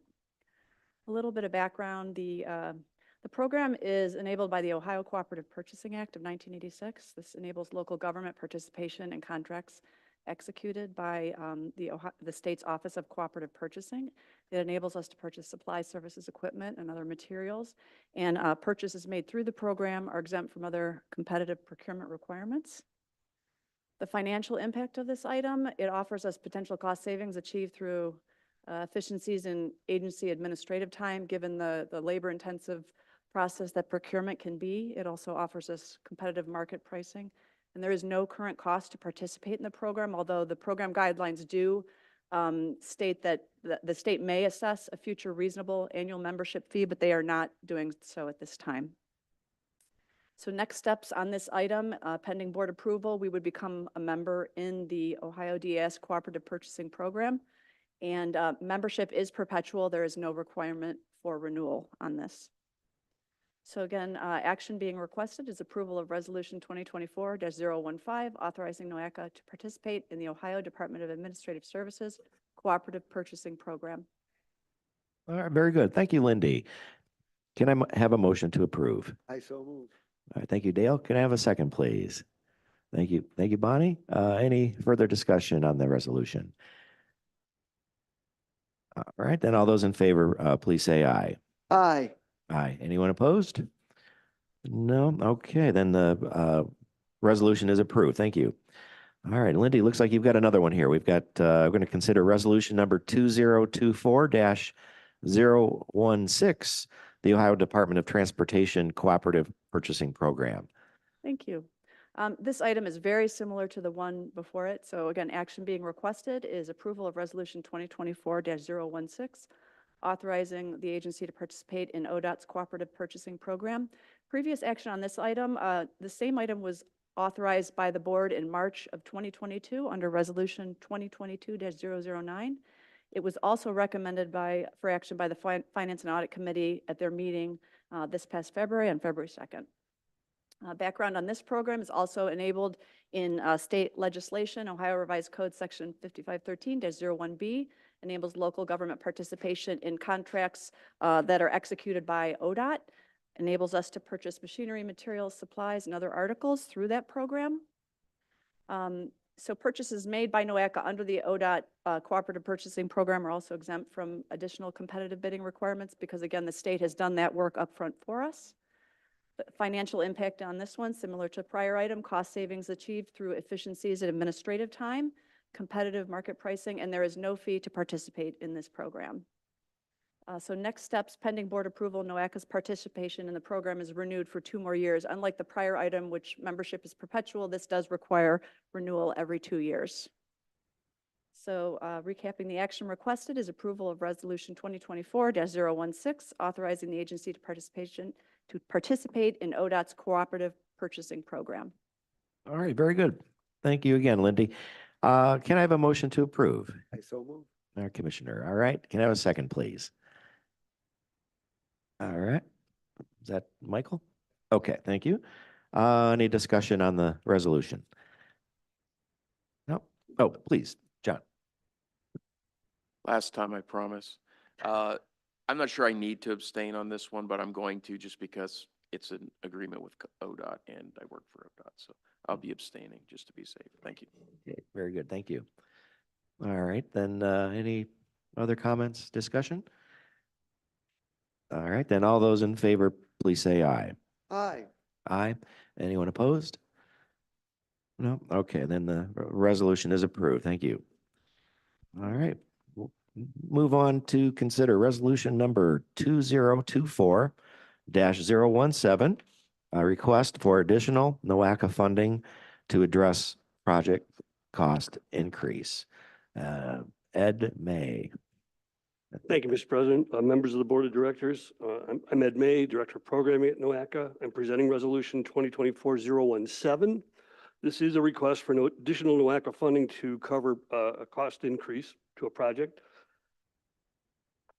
The action being requested is for the Board of Directors to adopt Resolution 2024-017, which approves a request for additional NOACA funding.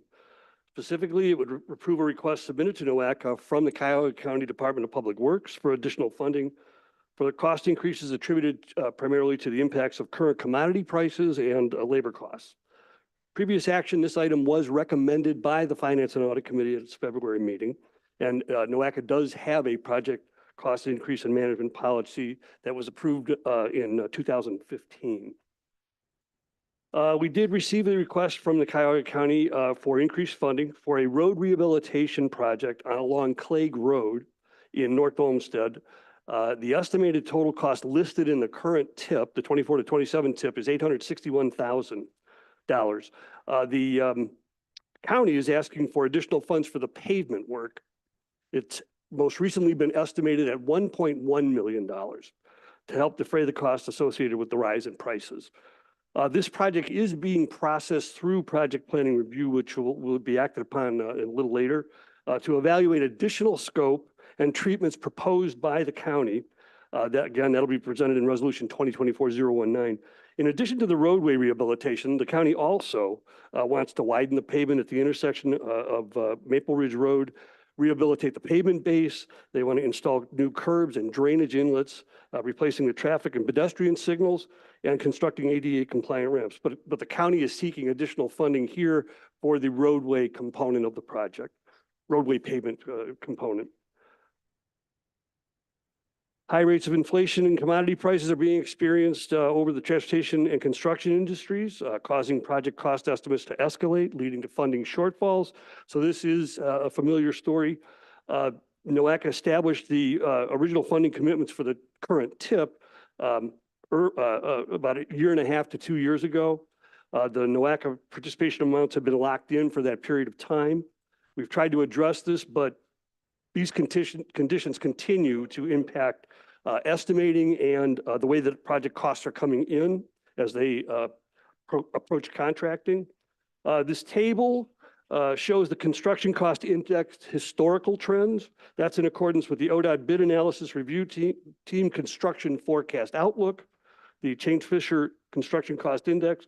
It illustrates that for over 2 years, or 9 quarters rather, it's been rising. The index has been rising for a long period of time. It fell slightly, but is now on the rise again. So that's just demonstrating what the circumstances that we're dealing with. Now, NOACA has the Regional Transportation Investment Policy, which includes the cost increase management policy.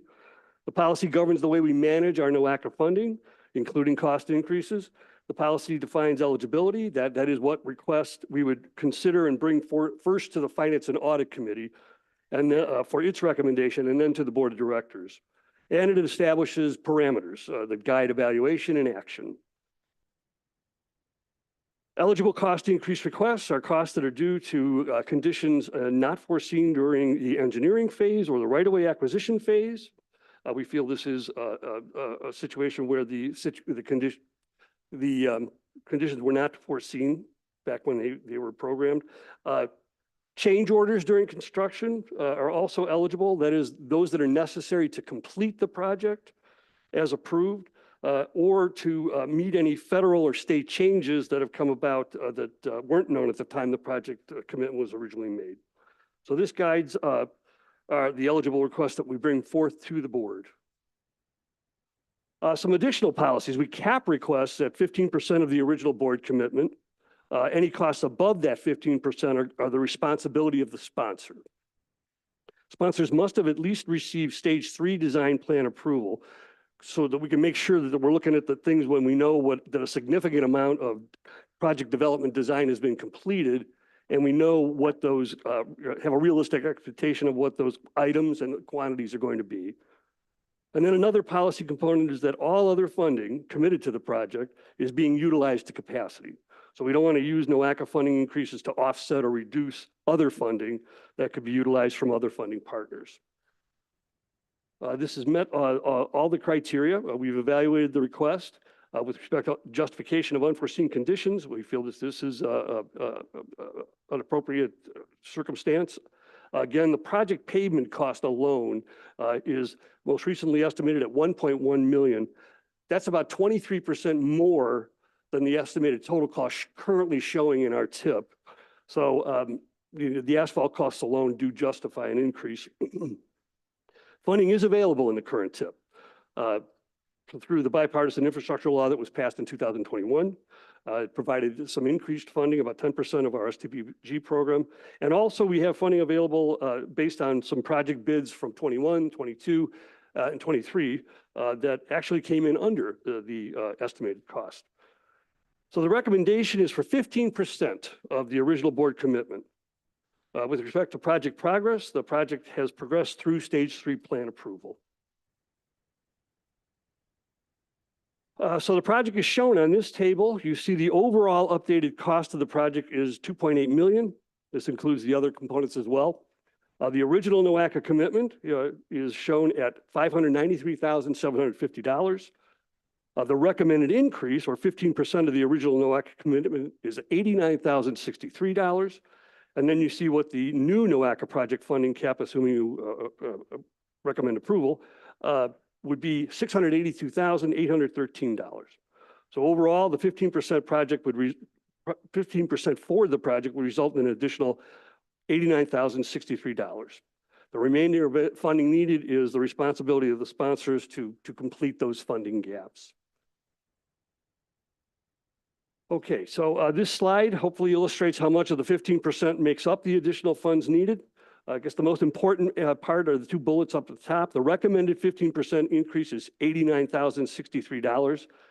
That is 4% of the additional funds that are needed. The new NOACA share would be $682,813. That would account for 24% of the updated total cost. So if just walking you through this from left to right, the updated total cost is highlighted in yellow, $2.8 million.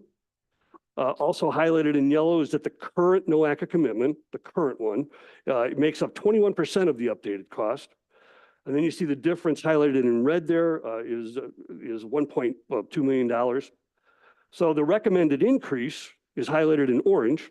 That's $89,063. Again, that's 4% of what the additional funds are that are needed. And then the remaining funding needed is also highlighted in orange there, 1.9 million. That makes up the remaining 96% of the additional funds needed. So then highlighted in blue there is the new NOACA commitment, which would be $682,813. And that would be 24% of the updated total cost. The NOACA, non-NOACA share would make up the remaining 76%.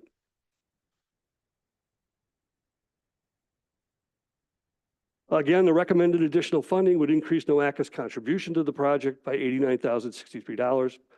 Funding to support this request is available in the 24 to 27 TIP.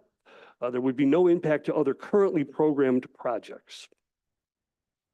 Pending board approval, the TIP would be updated to reflect the revised funding commitment. With that, I ask that the Board of Directors adopt Resolution 2024-017, approving the request from the county for additional NOACA funding to help defray cost increases attributed to impacts of commodity prices and labor costs. Okay, very good. All right, thank you, Ed. Can I have a motion to approve? All right, Jim, can I have a second, please? India? Okay, thank you. Any discussion on the resolution? Yes, Shane? Ed, on the change in scope that you mentioned, Yes. is any of the requested additional funds going to be used for scope changes, or is this strictly for the scope that was originally presented to NOACA? The scope that was originally presented to NOACA, this is the roadway element. They have other sources that they either have secured or will seek for the other components, safety funding, for example, or public works money. But this is strictly for the roadway component as originally programmed in the TIP. Okay, and then second, are they prepared to cover the $2 million, which is significantly higher than what they had originally committed to in the original application?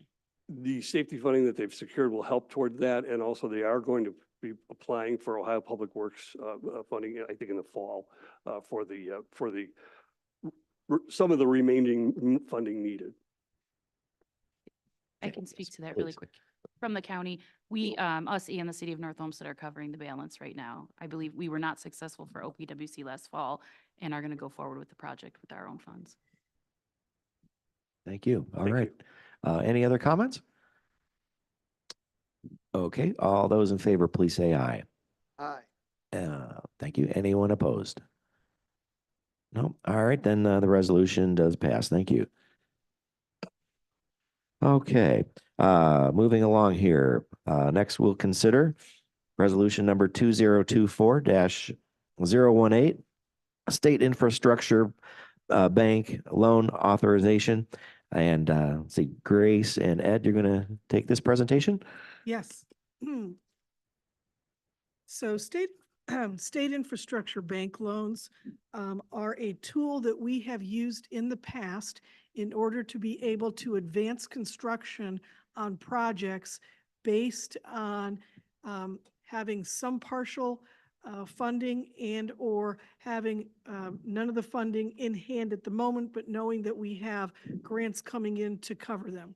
The state infrastructure bank loan is through ODOT, and we have worked very cooperatively with them over the last decade or so to issue the loans. Since 2014, 10 years, we have issued $63 million for 8 high-cost projects in the NOACA region. And at this point, we had been using them in a very robust fashion, but we at this point really only have $5 million left on 3 remaining loans to pay off, which means we have much more capacity to deal with additional loans. So we do bring you this new one, and NOACA does pay 100% of the principal and 80% of the interest and fees, and the project sponsor pays 20% of the interest and fees. And so I'm going to turn it over to Ed May, who will go through the details of this particular state infrastructure bank loan. Thank you, Director Galucci. Again, the action being requested here is for the Board of Directors to adopt Resolution 2024-018, authorizing the Executive Director to execute loan-related documents for the Rockside Road Bridges project located over the CSX Railroad and the Cuyahoga River in the cities of Independence and Village of Valley View. Previous action, this item was recommended by the Finance and Audit Committee at its February meeting. And also, the Board of Directors adopted Resolution 2023-015, which in March of 2023, approving the overall 2024 to 2027 TIP, utilizing state infrastructure bank loans as a mechanism for financing high-cost projects, inclusive of the Rockside Road Bridges project. Excuse me, authorized by the state of Ohio legislature and created in 1996, the State Infrastructure Bank provides financing assistance to eligible project sponsors for the purposes of funding transportation facilities and projects. The NOACA federal funds are eligible as a repayment source for the loan program. So the SIB loan is a revolving loan program. So as repayments are made back into the program, they get applied for and are redistributed out again. Per NOACA's policy, the board may recommend a SIB loan for projects whose cost exceeds 25% of the annual fund allocation, which would be repaid with future allocations of NOACA funds. So this helps to maintain fiscal balance and flexibility and enables these high-cost projects to advance to the desired fiscal year of implementation. As Director Galucci had mentioned, we've utilized this many times. The previously approved TIP projects that have been financed through the SIB loan include the Bagley Road, Pleasant Valley Road project, the Rumen Road Bridge project, rehab projects on Harvard Road and West 150th Street, as well as Lear-Nagel Road. These loans have been paid in full. There are still active loans for the Tower City Bridge project, the Royalton Road project, and then a project along North Carpenter Road. It's these bottom ones that are still active. The combined outstanding balance for them is $5 million. If we follow our current repayment schedules, these would be paid in full by no later than July of calendar year 2028. So the SIB procedure and the Ohio Attorney General's office require a joint loan agreement between ODOT, the project sponsor, Cuyahoga County, and NOACA. The requirements include certified resolutions from each party authorizing the execution and delivery of the loan documents. With respect to financial impact of this agreement, the total construction cost is listed in the TIP at $18 million. We do understand that this cost estimate has been updated since that. The current NOACA project cap is $14.4 million. So that $14.4 million would be advanced in 2025 and then would be repaid with NOACA funds over an 11-year period, the first period of which would be interest-free. The first payment wouldn't be due until 19 months after the loan closing. So based on what we understand the current project development schedule to be, we estimate that first payment wouldn't be due until July of calendar year 2026. There is a prepayment penalty of 3% if the debt is repaid in whole or in part within 36 months. And the final maturity date of this particular loan is estimated to be January of calendar year 2037. Next step, pending board approval, the NOACA staff will work with the county to execute the SIB loan application to ODOT. Loan-related documents will then be executed by the county and the executive director. And again, the project is anticipated to award the contract at this point in April of 2025, calendar year 2025. So with that, I would ask the board of directors to adopt resolution 2024-018, authorizing the executive director to execute loan-related documents for the Cuyahoga Rockside Road Bridges project. All right, very good. Thanks again, Ed. Ready? Can I have a motion to approve? Okay, John, thank you. Can I have a second, please? All right, thank you. I have a second over here. Any discussion on the resolution? No. All right, then all those in favor, please say aye. Aye. Aye. Anyone opposed? No. Okay, then the resolution passes. Thank you. All right, moving on to resolutions recommended here by the Planning and Programming Committee.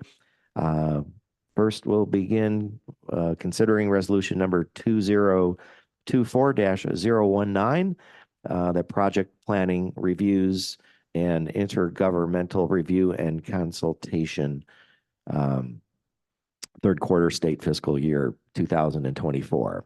And Jim, you're going to report on this one? Yes. Thank you. All right. Thank you to the president and good morning to the board of directors. I'm Jim Thompson here to present on resolution 2024-19, project planning review and intergovernmental review and consultation for the third quarter of state fiscal year 2024. So it is requested that the board of directors adopt the following resolution. That's resolution 2024-19. This would approve project planning review for third quarter state fiscal year 2024 for four projects. That is a roadway rehabilitation on Clegg Road in North Olmsted, a roadway resurfacing on Station Road in Brecksville, a roadway rehabilitation on Wilson Mills Road in Geauga County, and also projects to be amended to NOACA's Long Range Plan, ENEO 2050. Previously, this item has been recommended by the Planning and Programming Committee and presented to the Transportation Subcommittee, the Air Quality Subcommittee, Transit Council, Bicycle and Pedestrian Advisory Council, and the Safety and Operations Council.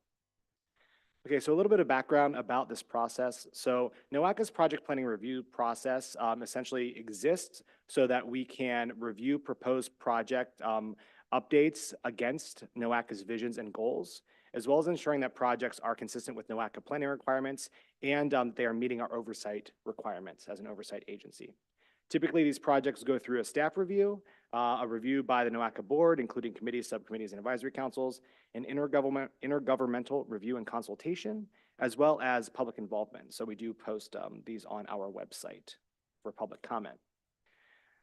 Okay, this illustration demonstrates the process overall for projects to be considered, evaluated, and then amended to our plan and TIP and provided resources. So we are currently at the top end of this process where we are looking at proposed projects and reviewing them against our NOACA needs. So that being said, at this point in the process, project review is completed and recommendations might be considered by the project sponsor to best achieve planning requirements. Also, sometimes there are conditions of approval to be met prior to amendment to the long range plan or the TIP. Okay, so this slide is illustrating Clegg Road in North Olmsted. And so this is a resurfacing project from Lorraine Road to Marion Road. And so this is a project that is sponsored by the Cuyahoga County Department of Public Works. Currently, in our transportation improvement program, it is $860,988, $593,750 of which is NOACA STBG funding.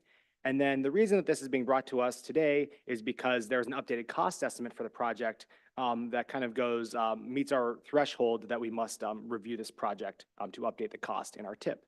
So the current updated cost estimate then is the $2,848,970.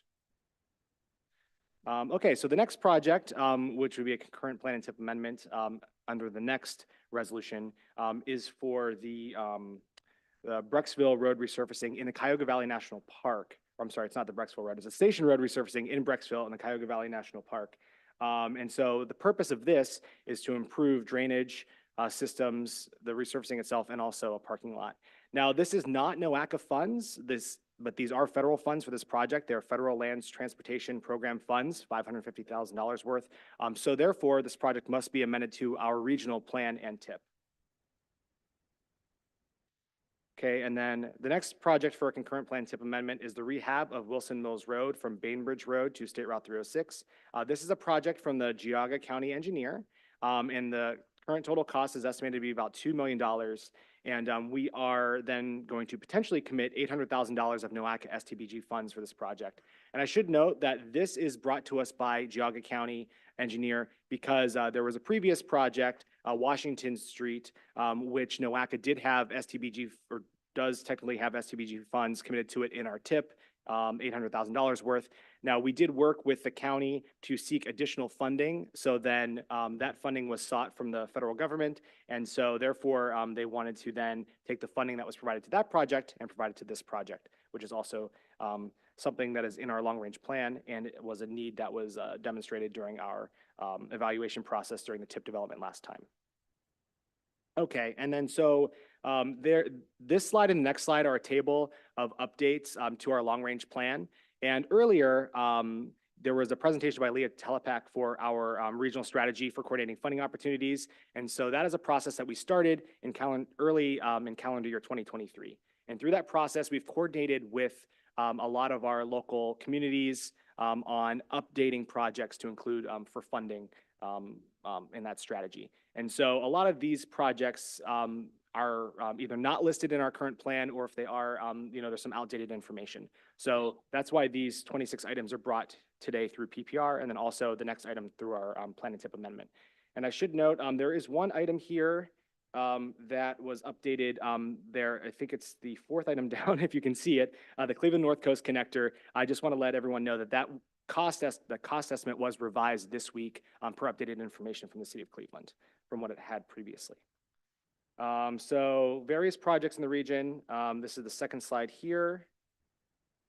Okay, so through this project, through PPR specifically, there is no financial impact, and this action does not approve proposed funding or implementation or scheduling of projects.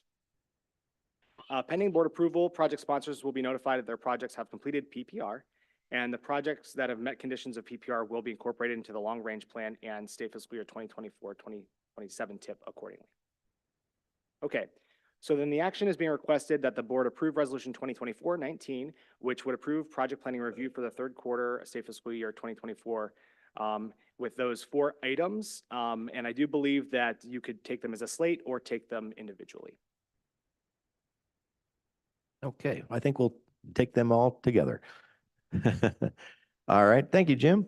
Yeah, can I have a motion to approve? All right, thank you, Rich. And we have a second down here. Gail, okay, thank you. Any discussion on the resolution? Dale? I just have a question regarding the North Coast Connector as to what the prior cost estimate was and what the current cost estimate is. Oh, go ahead, Grace. The cost estimate that is currently in the long-range plan is $200 million, and that $200 million came from their track application. So it's being revised from 200 million to 420 million, is that correct? Correct. And what was the reason for that large of an increase? Is it cost escalation or change of scope or a combination of the two, or what is it? The track level estimate was just a very, very preliminary estimate. It is not uncommon for projects as they move through design to actually increase in cost. Thank you for the update. All right, very good. Any other comments before we take a vote? All right, then all those in favor, please say aye. Aye. Anyone opposed?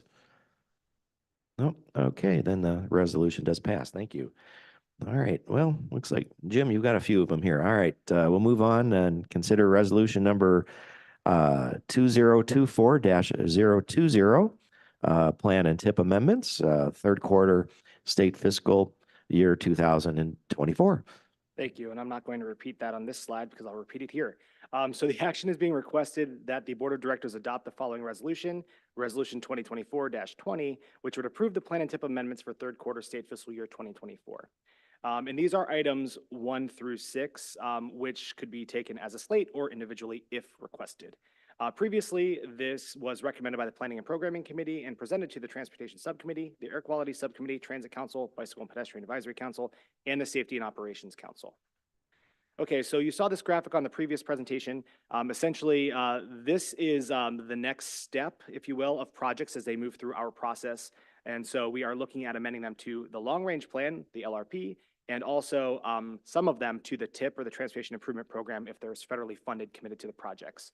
And so that being said, the first 3 items here for concurrent plan and tip amendment are the Clegg Road resurfacing, which has that updated cost, the Station Road resurfacing in the Cuyahoga Valley National Park, which is being amended totally to the plan and tip, and then also the Wilson Mills resurfacing, which would be amended to the TIP. And then these projects here would be, these were not through PPR. They did not meet the requirements to go through PPR, but they are being requested to be added to the plan and tip. They are, first of all, Interstate 90, a major rehab in Cleveland, Lakewood, and Rocky River. And so this is this is a request from ODOT, and this is included because it meets the estimate that essentially the cost has gone up, so it's above the threshold that needs to be amended on the plan and the tip. And then secondarily is the GCRTA's state fiscal year 2024 OTP2 EV planning for GCRTA. It's electrical vehicle planning study for $250,000 to be amended to the plan and tip. Okay, and then also, these are just those 26 projects that were included through PPR to be amended, really that came through our regional strategy for coordinating funding opportunities process. Okay, so through the plan and tip amendment process, there is a financial impact. So the cost of the proposed projects being amended to the plan and tip is $1.7 billion. The cost of the amendments to the program projects in the tip is $151.7 million. Funding is committed and or planned from non-NOACA and NOACA funding sources for these projects. And also, this is provided by FHWA and FTA and administered through ODOT. So pending board approval, the amendments will be incorporated into the NOACA plan and or statewide tip amendment in April. So that is the next and final step for these projects to move forward from our point of view. So then the action is being requested that the board approve resolution 2024-20, which would approve third quarter state fiscal year 2024 plan and tip amendments for items 1 through 6. All right, very good. Thanks again, Jim. All right, can I have a motion to approve? Andy, thank you. Can I have a second, please? All right, Mary? All right, very good. Any discussion on the resolution? All right, then all those in favor, please say aye. Aye. Anyone opposed? No. All right, then the resolution does pass. Thank you. Okay. Moving on to consider resolution number 2024-021, state fiscal year 2024, transportation for livable communities program project recommendations. And Grace and Jim, you've got this one for us? Yeah. So the TLCI program, of course, is one of our flagship programs here at NOACA. It is very beneficial to communities to allow them to do some plans, prepare some plans that eventually are implemented in the transportation area with transportation funding that has many goals and objectives around development as well as being supported by transportation. We have, over the years, funded both planning and implementation grants. And at this point, the annual solicitation has us projecting how much we want to fund for planning versus implementation. We have a number of plans outstanding. And so we chose this year to fund only the implementation. And I will turn it over to Jim to go through the details of the process and the projects. Thank you, Director Galucci. Okay, so the action is being requested that the Board of Directors adopt the following resolution. That's Resolution 2024-21. This would approve the 2024 TLCI program project recommendations. Previously, this was recommended by the Planning and Programming Committee and presented to the Transportation Subcommittee, Air Quality Subcommittee, Transit Council, Bicycle and Pedestrian Advisory Council, as well as our Safety and Operations Council. Okay, so Grace gave a lot of background about the TLCI program, but essentially, for the most part, its goal is to improve livability in Northeast Ohio's communities, as well as supporting NOACA's regional strategic plan and our long-range plan. And so, as she noted, this program has two components, the planning study program and the implementation program. And this year, we're only focusing funding towards the implementation program. So the TLCI program has 6 policy objectives, which were adopted by the Board of Directors in 2015. And so these policy objectives guide the program. They also guide the criteria that staff use to evaluate projects during the application process. And so those 6 objectives are to develop transportation projects which provide more travel options, to promote reinvestment in properties which are supported by multimodal transportation systems, to support economic development and connect existing assets and investments, to ensure the benefits and burdens are distributed equitably, to enhance regional cohesion, and also to provide people safe and reliable transportation choices or options. So we have a standard budget for the TLCI program overall of $2 million. This is an annual program, so that's why if you've been on the board for a little while, you've become familiar with seeing this item time and time again. This year, we actually have $554,000 in carryover from previous rounds, and that's sometimes projects come in under budget, but more specifically this round, some projects had been canceled, unfortunately. So the total amount of funding available for the implementation program this round was about just under $2.6 million. So this is an annual program. We solicited applications between August 17th and October 6th in 2023. We received 15 implementation requests with a total request of $6.9 million, which is a lot more than the $2 million budget we have available. And also, per usual, applicants did present information to NOACA staff virtually in November. So we had an opportunity to ask questions about the projects and get more details on things to really, understand eligibility, timing, those sorts of things, so we could make good recommendations moving forward. Okay, so these are the 7 projects that are being recommended at this point in time. I should note these recommendations have gone through the Planning and Programming Committee. They are in alphabetical order. The City of Cleveland's East 66th Street Implementation Project. Oh, I should also note that our recommendations are highlighted in the yellow box. That's to call out the attention for the NOACA funding that would be committed to these projects. So we have a project in Cleveland. We have a project combined application from the cities of Cleveland Heights and University Heights. We have a project in Elyria, a project in Fairview Park, a project in Grafton, one in Maple Heights, and one in Olmsted Township. So this action would recommend $2,554,645 in available funding for the 2024 TLCI program to be awarded to the recommended projects. And TLCI funds are actually an internal set aside of our Surface Transportation Block Grant, or STBG funding. And pending board approval, NOACA staff will work with project sponsors to ensure their projects are implemented in a timely manner. So it is requested that you approve Resolution 2024-21, which would approve the 2024 TLCI program project recommendations. Very good. All right. Thanks again, Jim.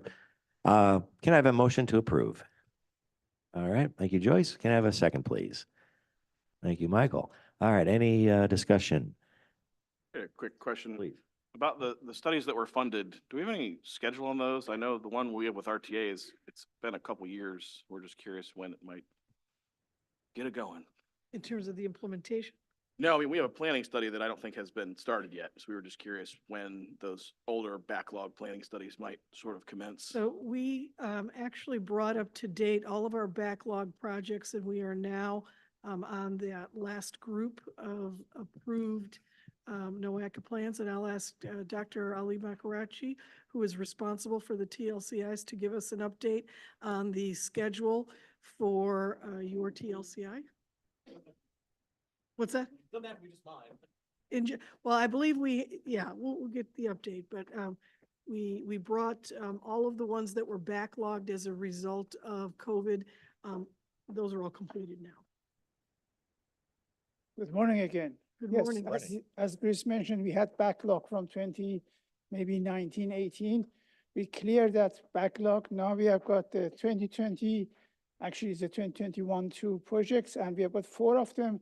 And it's going to finish all 3 by June, end of the financial year.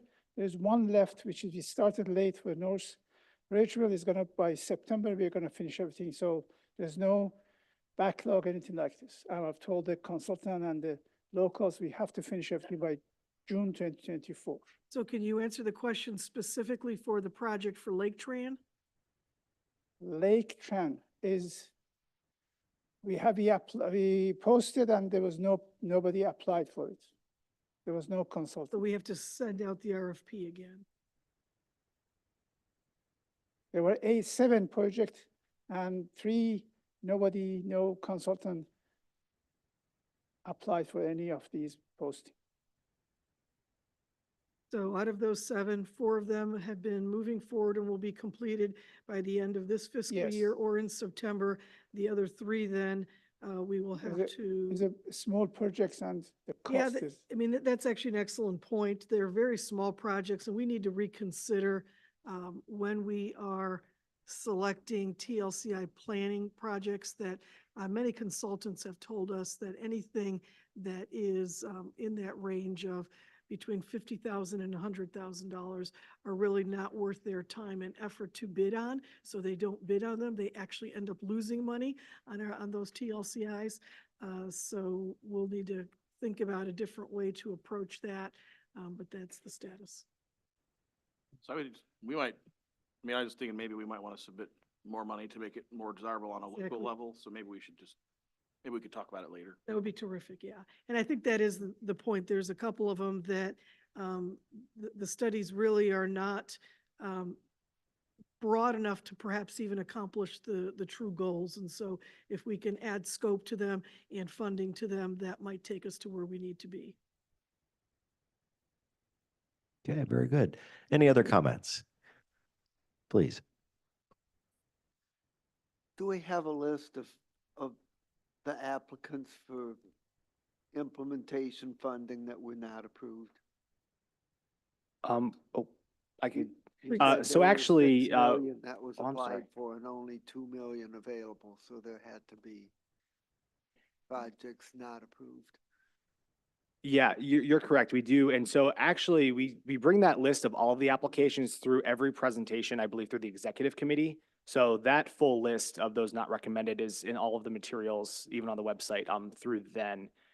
We just don't bring the full list to the board typically to make the presentation essentially shorter. Okay. Any other comments? All right, then all those in favor of the resolution, please say aye. Aye. Aye. Anyone opposed? No. Okay, then the resolution passes. Very good. Thank you. All right. Moving on to our favorites here, the FPA boundary and prescription changes. And Pam, you got these for us, right? Sure, I'll be a favorite. So we're offering two FPA prescription boundary and prescription modifications as a slate. So let's chat about resolutions 022 and 023, which will amend the Clean Water 2020 plan. The first FPA boundary modification involves the Regional Sewer District and their Southwest FPA facility planning area, North Olmsted's FPA, and what we call a no planning area. And this request, it's a boundary and prescription modification in Olmsted Township. I'd like to acknowledge Engineer Amy Line Galvin, who's here to represent this project. If there are any questions I cannot handle, she's here to support that process. What's going on with this process is that there are about 69 acres that have home sewage systems on there that are antiquated and probably have problems. And the county, the city, and the sewer district have all agreed that the best way to manage this water quality issue is to extend a sanitary sewer north along Fitch Road, about 4,200 linear feet to connect these systems. And so by doing that, we're requesting 9 parcels be moved from North Olmsted's FPA and moved into the Northeast Ohio Regional Sewer District Southwest FPA.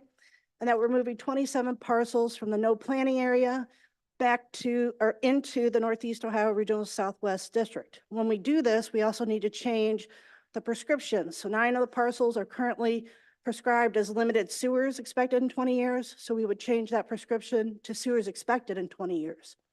The 27 parcels in the no planning area have been identified as areas to be served by on-site systems, but this sewer will be available and accessible. And so we're going to change that prescription to sewers expected in 20 years. So when we look at the map, the area we're chatting about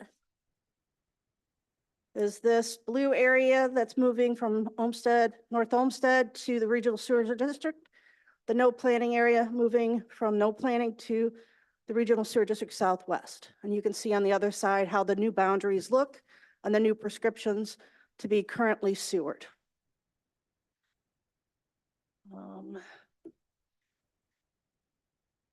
So then our second facility planning boundary and prescription modification is in Burton Township. We're modifying, this request is by the Jericho County Water Resources Department to modify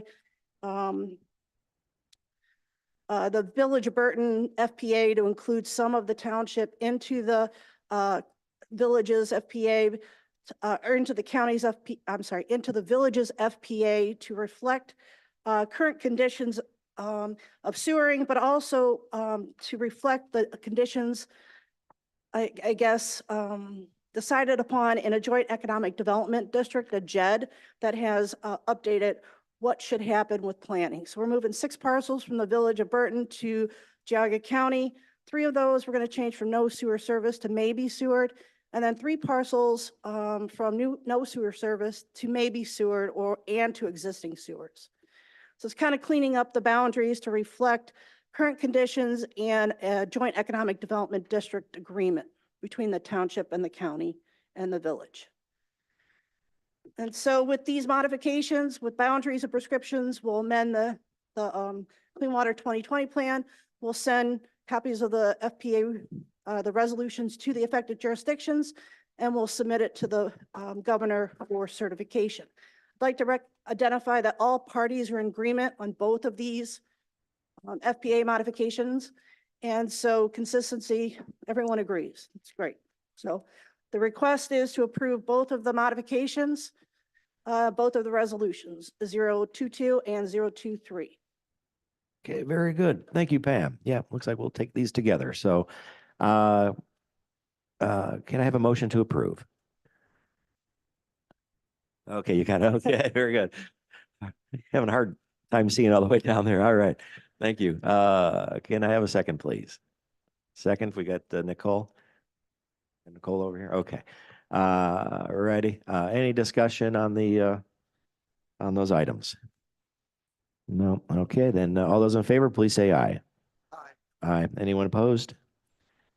No. All right, then the resolutions pass. Thank you. All right, thank you, Pam. Okay.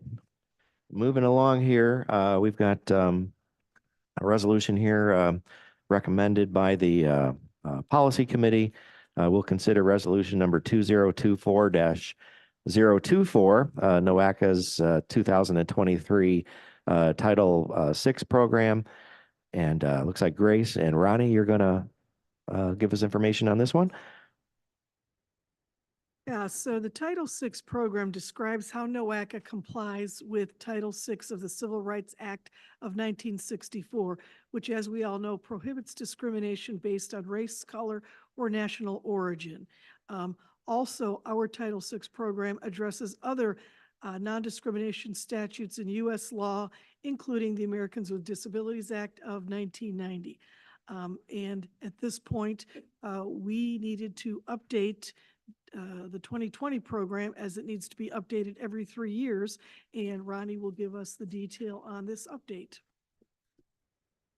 Thank you, Grace. For the record, Ronnie Blackshear with NOACA staff.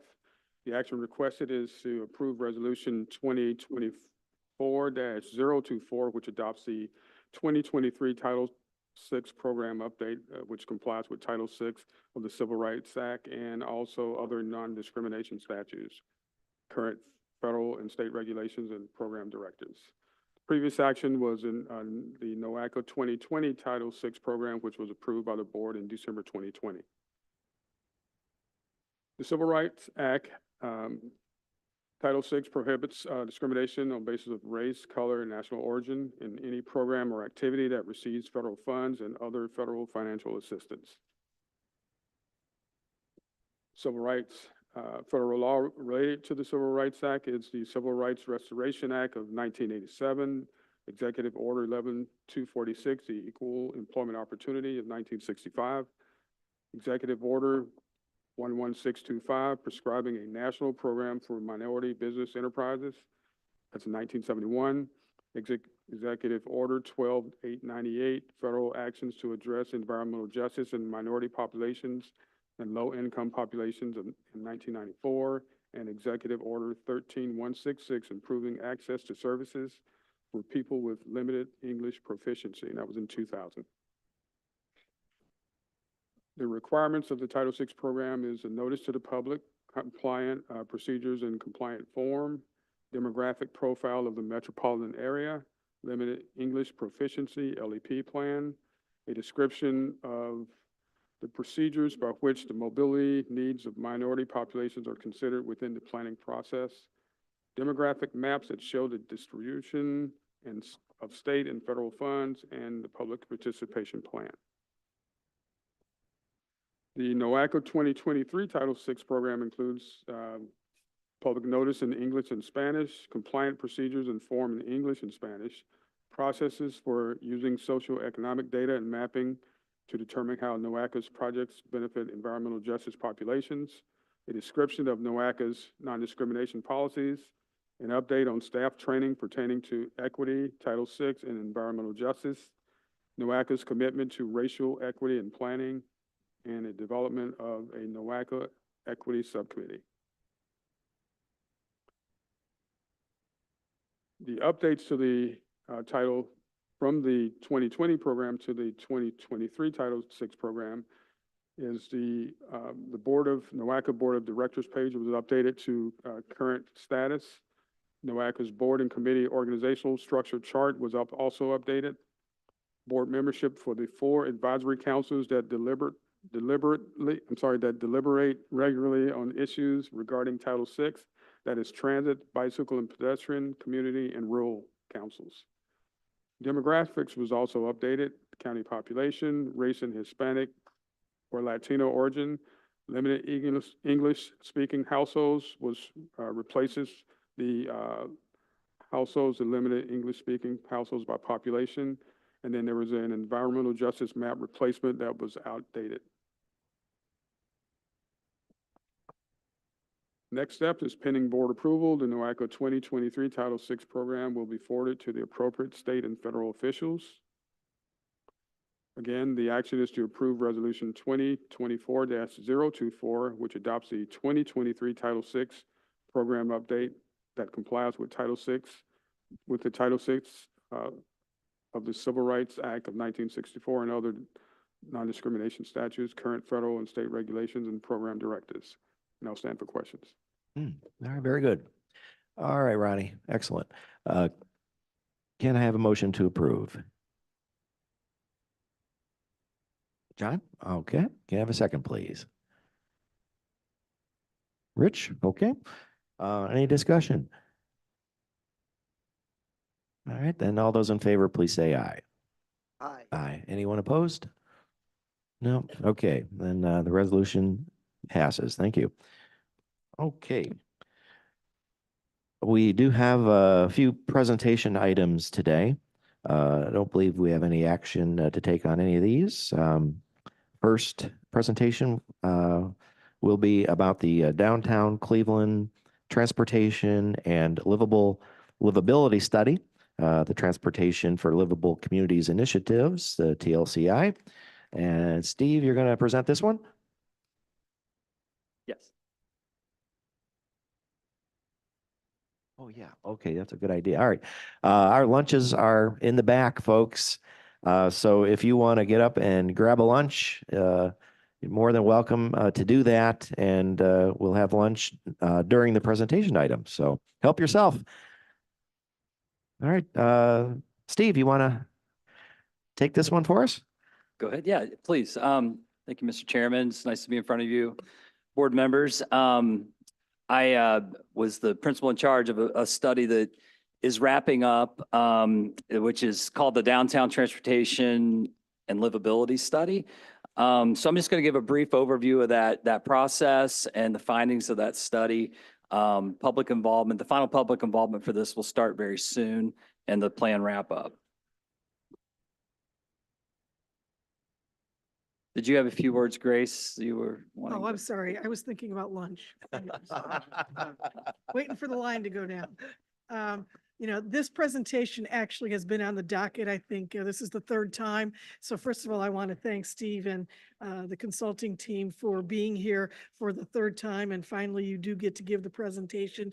But this project is a very important project. It is representing one of our 3 regional TLCIs. So this is an opportunity for us to look at things a little bit differently in the TLCI program. And without further ado, though, I'd like Steve to get right into the program. Okay, great. Thank you, Grace.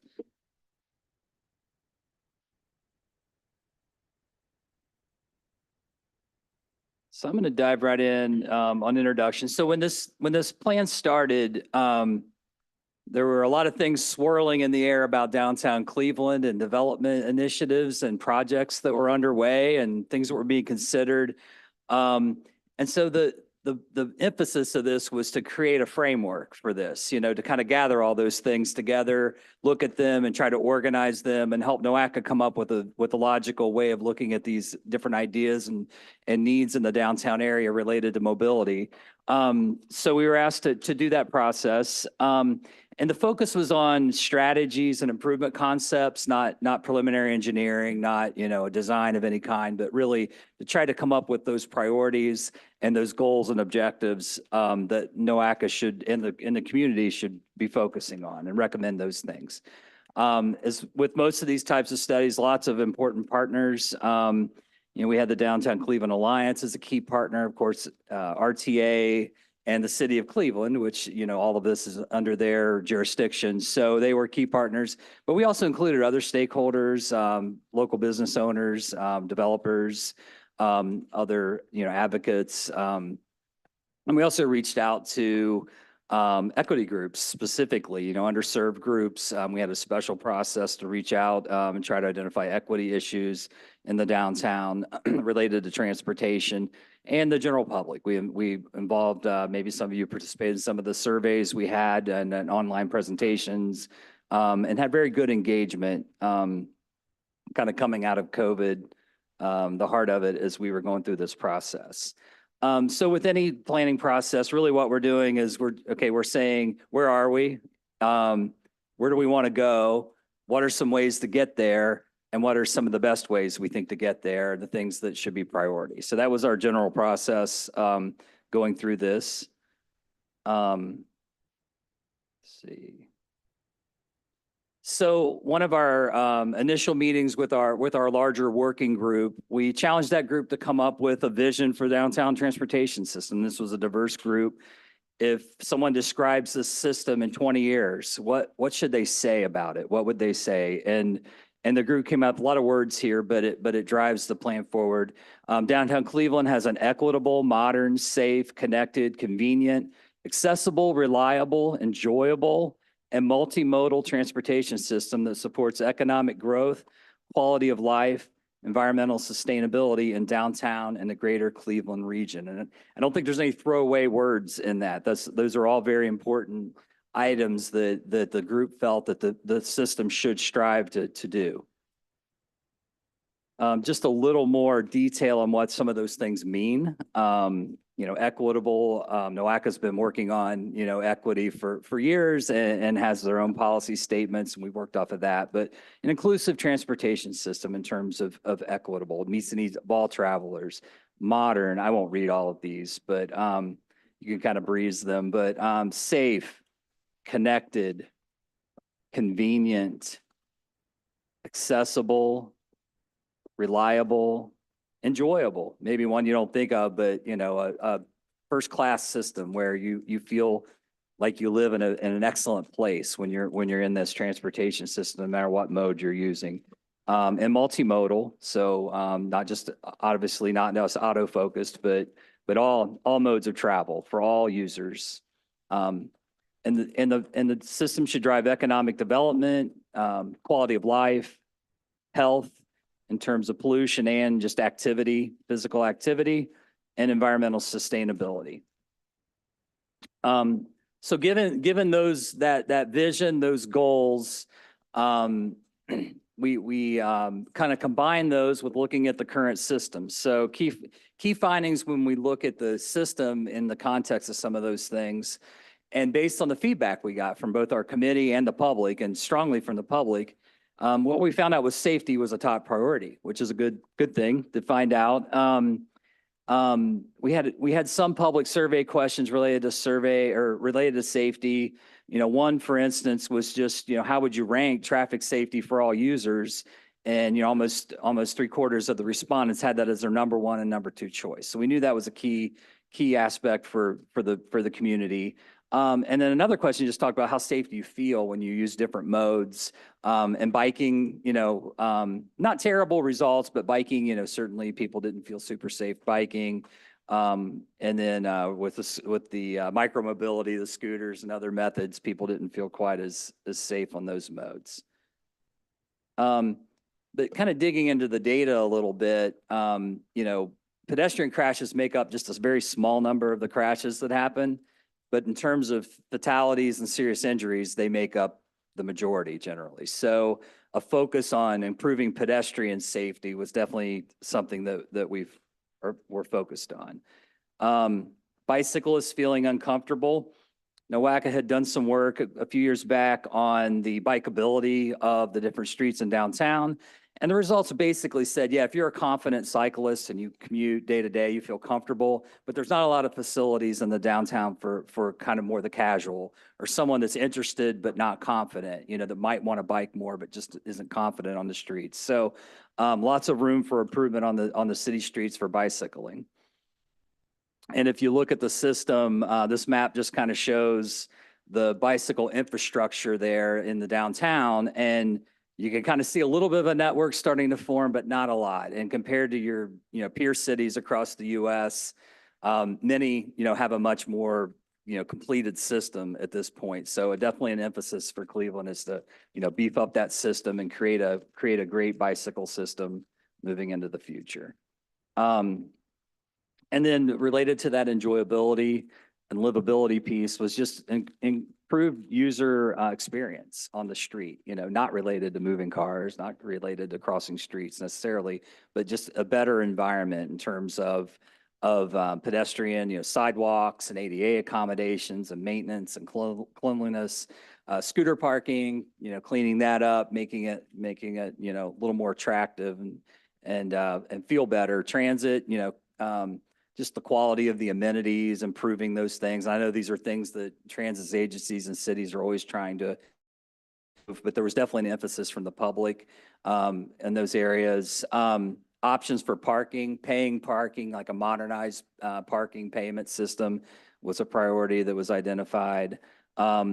Lack of common signage for, public and private parking would be something. And then wayfinding, just a very consistent way of knowing that this is how I get around Cleveland, downtown Cleveland.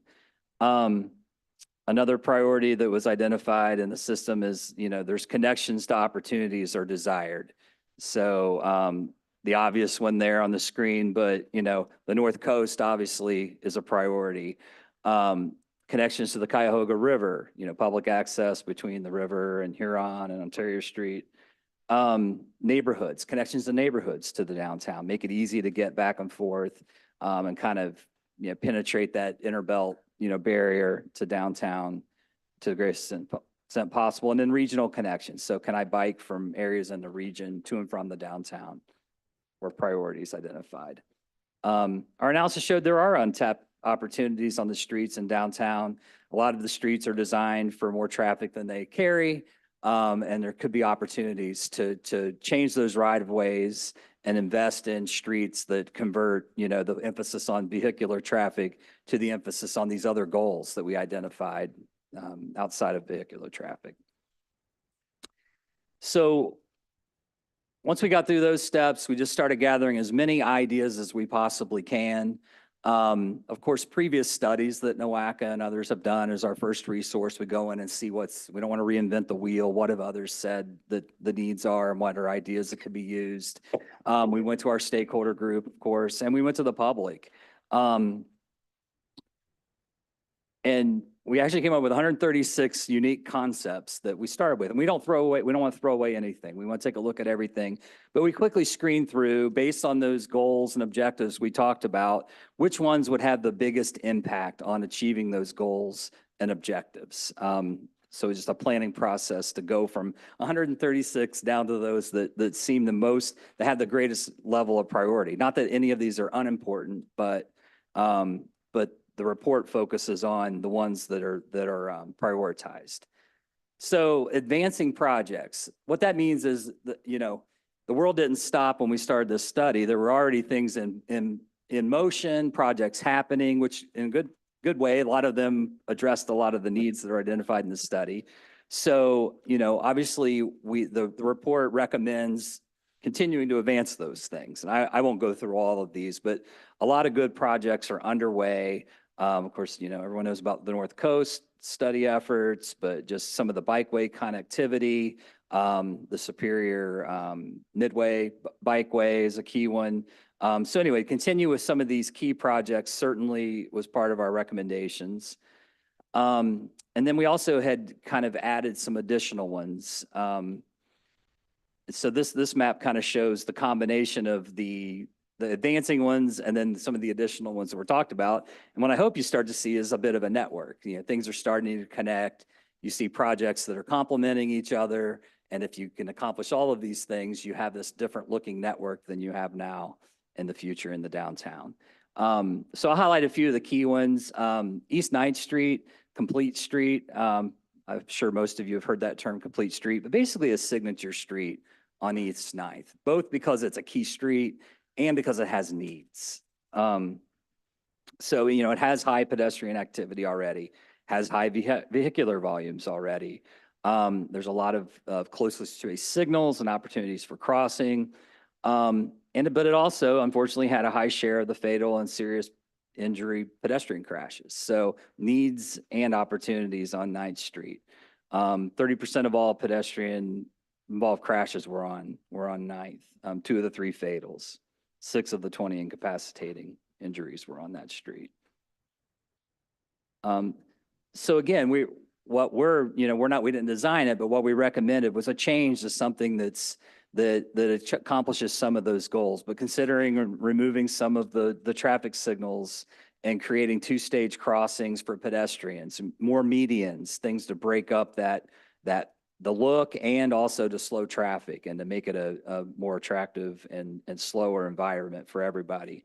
Try to integrate, needs additional study, but integrate bike facilities into it. Are there other opportunities for bike lanes, separated bike lanes, cycle tracks? What can we do to make it a signature street for all the modes? Of course, some of that would require reducing the number of lanes. So what kind of, additional traffic analysis would need to be done and priorities would need to be set in terms of traffic flow, but could we reduce some vehicular lanes to accomplish some of those things? The West Superior Bikeway, which would complete the missing link between the Memorial Bridges Loop and the Superior Midway, was a priority project identified. Again, needing some preliminary engineering still. The Lakefront Bikeway connection, so the connectivity from the Detroit Superior Bridge, to the North Coast is a priority.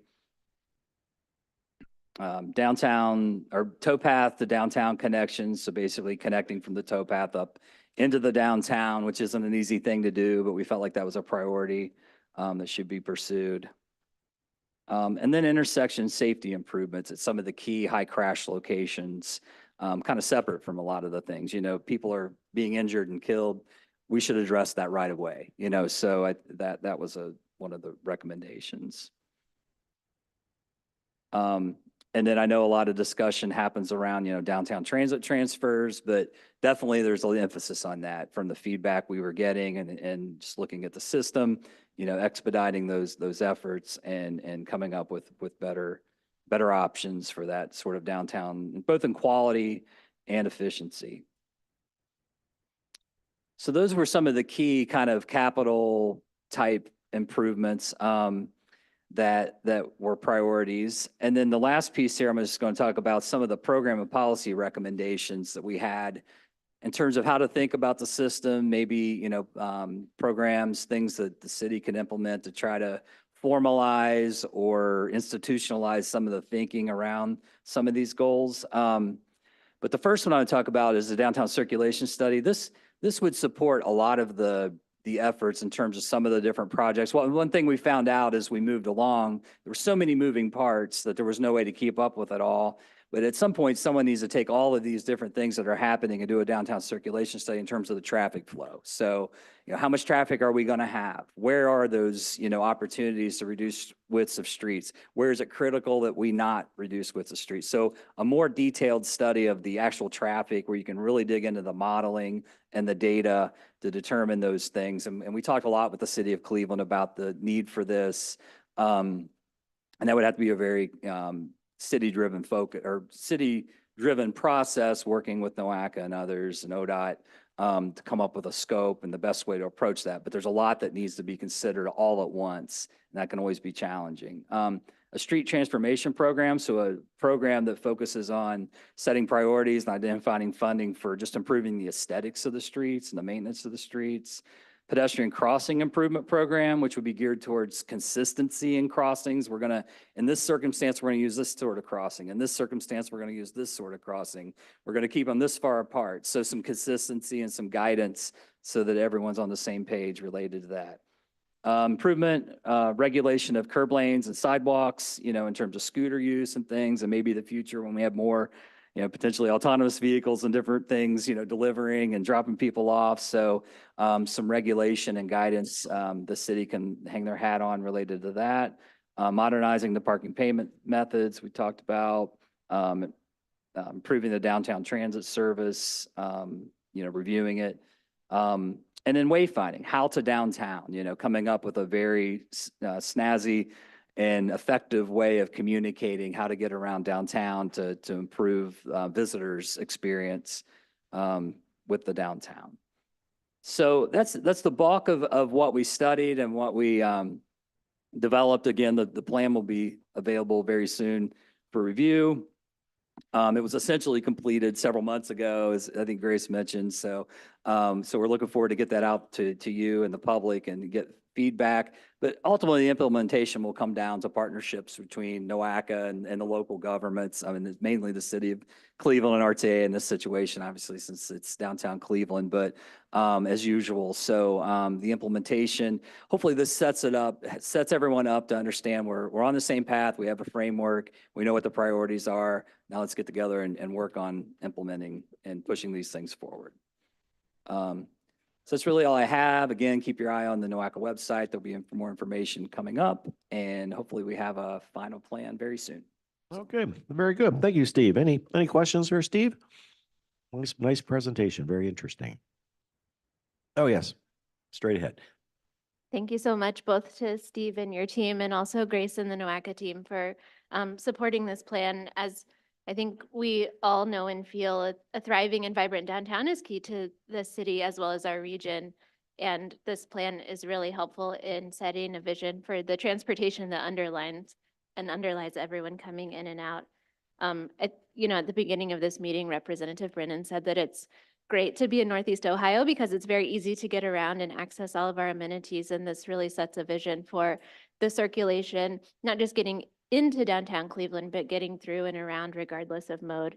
So I especially appreciate the focus on safety and how you've highlighted priorities based on serious injury and fatality. That is very helpful to us. And we look forward to working the plan and continuing to incorporate all of the changing and evolving work in downtown, as you mentioned. So thank you. Okay, excellent. Thanks for the comments, Callie. Any other questions for Steve? Okay. Thank you. Excellent. All righty. We have another presentation for you talking about the Lake Erie Connect, the Regional Lakefront Transportation for Livable Communities initiative plan. And Sarah White's going to give us the information. And before Sarah gets started, just want to again reiterate that this is one of our regional TLCIs. And the idea here was to ensure that all three of our lakefront counties have access to the amenities, to the assets on the lakefront, and that the other two counties that don't have lakefront property also have access to the assets along the lakefront.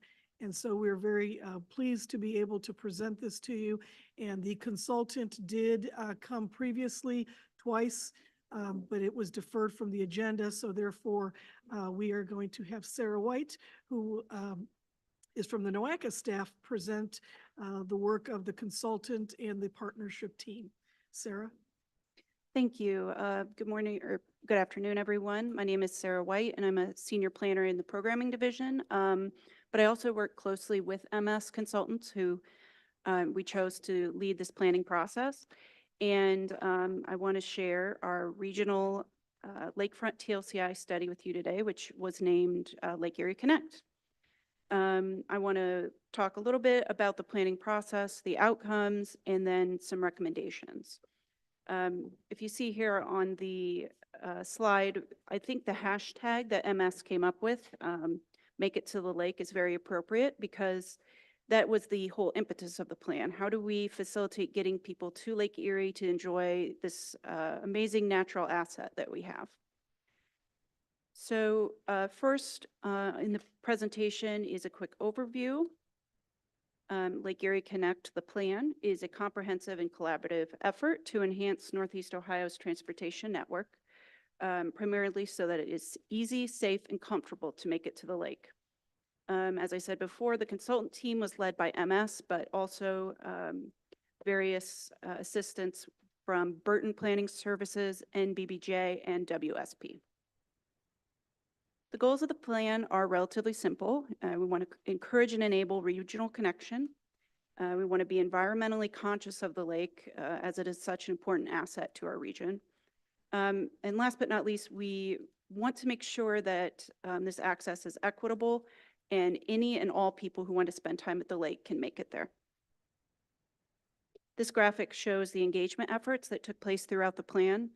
I want to call special attention to the site visits, which took place in October 2021.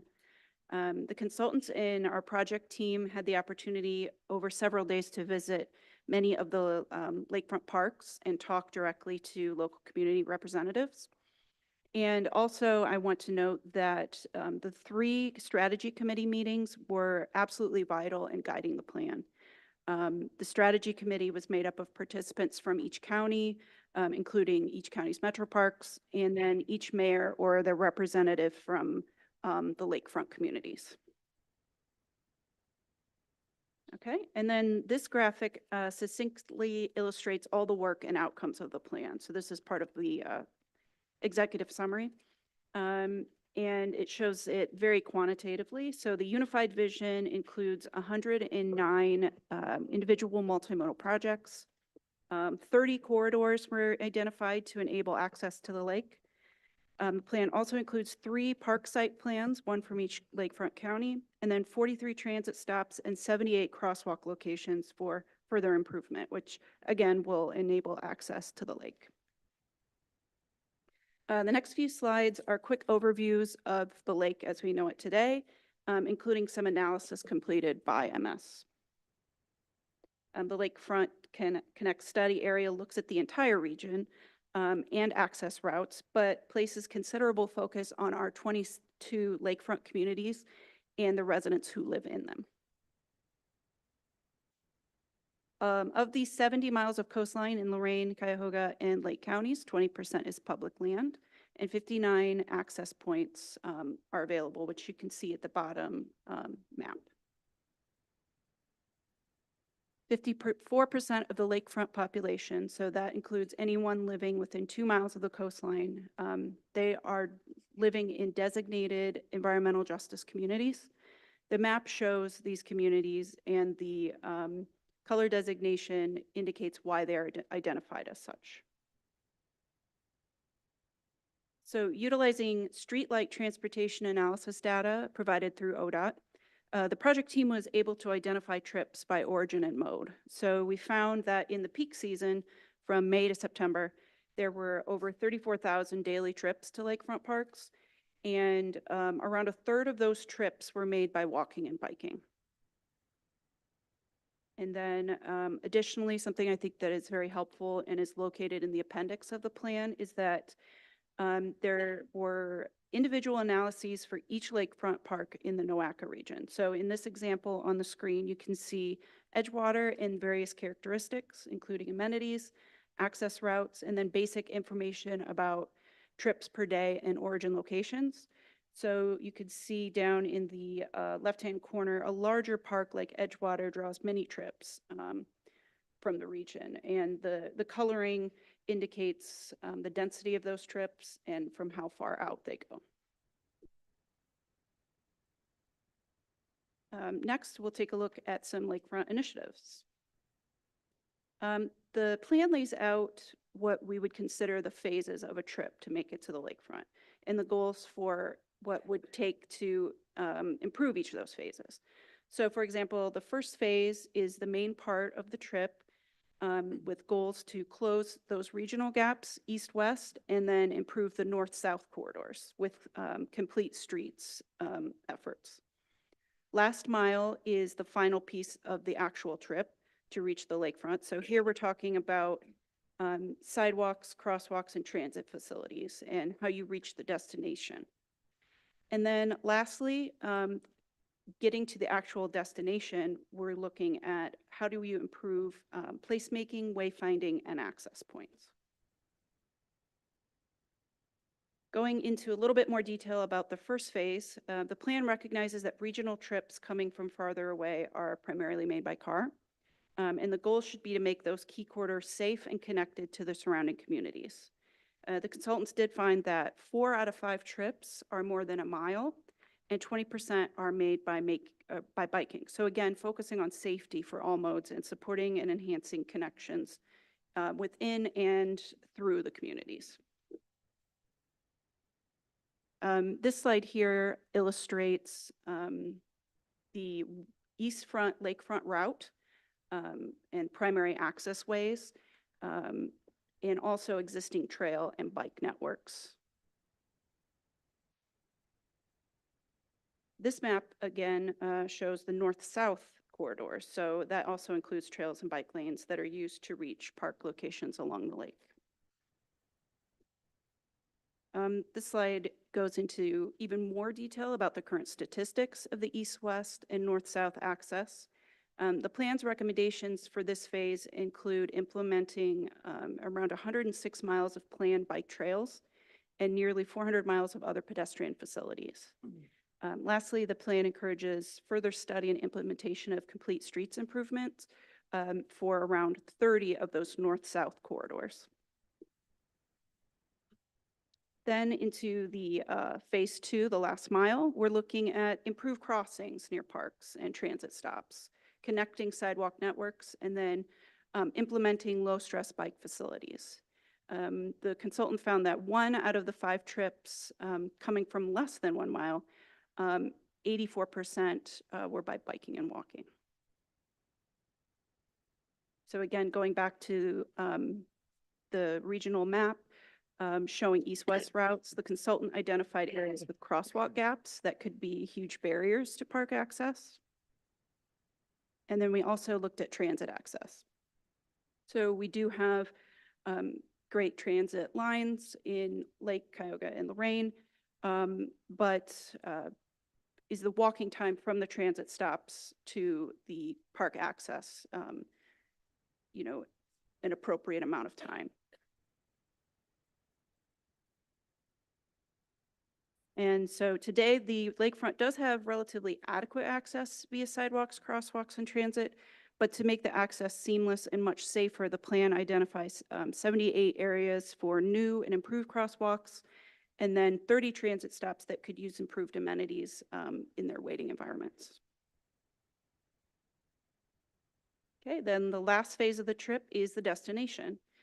This plan emphasizes the importance of placemaking and making the location attractive and welcoming to the visitors.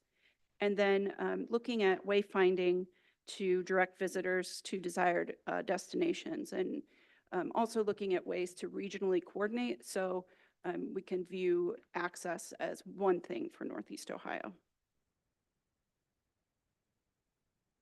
So along with all of those access improvements, the plan identified 10 lakefront parks to focus efforts on. The yellow locations, so 2, 4, 8, 9, and 10, are existing parks with planned improvements. And then the green locations, 1, 3, 5, 6, and 7, are entirely new parks planned. Touching back on the project outcomes at the beginning of the presentation, I had noted earlier that the consultant chose 3 of those 10 parks to do a more detailed site design and recommendation. So those are both things that we think would be great amenities and also inspirational photography. So for Lorain County, the city of Loraine's pellet terminal was studied and designed. And then each of the numbers indicates a featured site element. And for Cuyahoga County, we explored Columbia Road Park in Bay Village, and they have a very unique access down to the waterfront front that we wanted to improve and open up. And then lastly, in Lake County, we discussed East Lake's first energy site, and it was looked at for further study, reuse, and then redevelopment. So the last section of our presentation today involves next steps. So what are we going to do and how do we implement them? This slide shows those project outcomes again that we saw earlier. And then the plan also lays out matrices for each project to help communities prioritize funding and implementation based on which projects identified will provide the most benefit and local and regionally. So as a summary, the plan as a whole is really a foundation to grow from. In working on this plan, I think one of the most helpful functions is that it identifies previous plans through a comprehensive inventory and unifies them into one document with focus on the region together and to the lakefront. So analysis and recommendations for the plan, I think, are also incredibly helpful when applying for further study and implementation funding.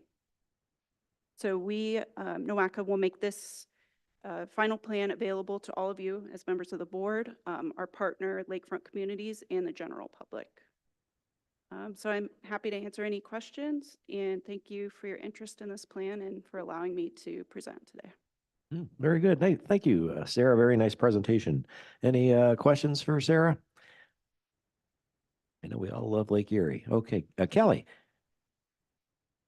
Thank you, Sarah, for the presentation. Just to comment, one of the things that I appreciate about the presentation, and it seems like the plan in general, is that it focuses not just on coastline and immediate lakefront improvements, but also really incorporates that access and draws in the ability for neighborhoods and communities along that lakefront to get to the actual shore, which I think will be very helpful. I look forward to seeing the plan when it's shared. Very nice. Thank you. Thank you. Any other comments? Yes, please. I just have a quick question for you. When you're looking at equitability of access to the lakefront, I know we've got several communities, specific communities that have direct lakefront access, and there are, some areas of our region where people have deliberately chosen to move as far away from sort of central city environments as they possibly can. And I'm wondering, when you're thinking about equitability, is there any sensitivity paid to the people who have decided to continue to live sort of closer to those areas of, economic activity and sort of more closer to the actual asset, and not making it easier, for instance, for people who live farther away to access the lake than those that live closer? Right. I would say that part of the plan does focus heavily on areas of density and for people living closer to those locations where it is dense and where we're able to get people across some barriers that historically have been created to the lakefront. So I think, when we release the plan, you'll see that a lot of these connections and connection improvements will be in areas that are more dense. Obviously, the whole lakefront is part of the study, but I think opportunities for connections, will be very, very focused on dense areas, and I think the funding will follow that. Okay. Any other comments? Yes, please. When do you expect the final plan to be available? We do have the final plan ready to go, so hopefully in the next week or two, we could get it out. Okay. Any others? Okay. Well, very good. Thank you, Sarah. Thank you. Appreciate your presentation there. Okay. We have one more presentation for you. This is the, Yeah. This is just an announcement, isn't it? Okay, yeah, so we'll have a NOACA 101 optional presentation for new members following the meeting today. That will be with Grace and Ronnie Blackshear. So did you have anything you want to say about that, Ronnie, or? You're good? Okay. Okay. All right. Very good. All right. Yeah, so I did want to give the board a update regarding the anonymous letter that we got just prior to our organizational meeting. I was going to do this under old business, but I think I'll do it here under updates. So here, this is where we're at. On February 2nd, the executive committee, we met in open session and considered several independent third-party law firms to handle the investigation. We decided to go with Buckingham, Doolittle, Burroughs from the Akron office. The lead attorney, her name is Susan C. Rogers, and that's spelled Rodgers. On February 21st, I called a special meeting with the executive committee. We met up here. We met with Susan, and we discussed the components of the letter. The engagement letter, I did sign the engagement letter with Susan at that time in open session at the end of that meeting with her, and that was on the 21st of February. On February 28th, the investigating attorney created an outline of the investigation and emailed the outline to all the executive committee members. On March the 6th, I received an email from Susan discussing a few of the next steps, which I can read to you. One of the next steps, and this is from her email, one of the next steps will be the creation and conducting of a 360 review, which will be provided to both current employees and all board members of NOACA. The information gathered from the 360 review should assist in the evaluation and assessment of certain reported issues. Next week, a third-party external reporting procedure will be put in place for NOACA employees for 30 days.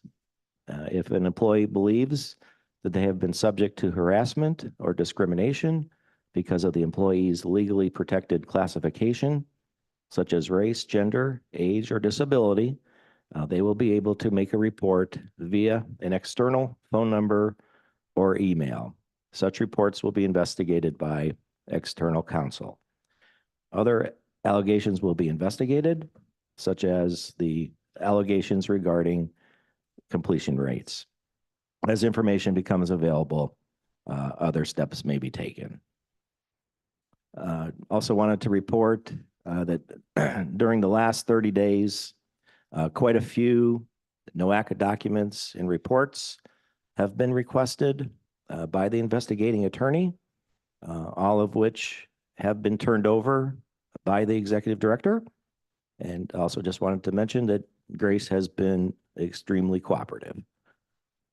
So that's where we're at today. Any questions on that? Okay. All right. So do we have any old business? Okay. Do we have any new business? Maybe one item of new business possibly. We're going to test out our transportation system in probably western Cuyahoga County and Lorain County on April 8th with the solar eclipse coming. We're anticipating quite a few people coming into town, coming into the community to watch this spectacle, one of which is I believe the next one is somewhere at the end of this century. So please come out and join us if you'd like, get on the roads and see if you don't get trapped on the roads. Let's see how good it is. So Avon Lake is one location, all the way down to the fairgrounds in Wellington are locations you can watch this thing. So, It'll be a very exciting event. I know a lot of the communities have been talking about that, so, I'll all just- right. Thank you. Yes, Dale, I'll please. just add that that I was in Cross Plains, Tennessee on August 17th, 2017 for the solar eclipse there. And it was a marvelous experience. But after it was over, it took us like 6 or 7 hours to travel 130 miles to where our motel was. It was stop and go. It was like gridlock for miles and miles and miles with cars conking out on the road and tow trucks trying to clear traffic. And so it's a very low bar for us to do better than what I saw on the last one. Well, if it's not just a day event, come on out and enjoy the week with us, okay? All right. Crusher Stadium is open also for this event, so please do. We did have a representative speak about how great this transportation system is up here in Noaka, and so we're gonna put that to the test, no doubt. Thank you, guys. All right, very good. Thanks, John. Thanks, Dale, for your comments there. Any other public comments this afternoon before we wrap things up? Anything else? Okay. If not, I'll adjourn today's meeting. Thanks for coming.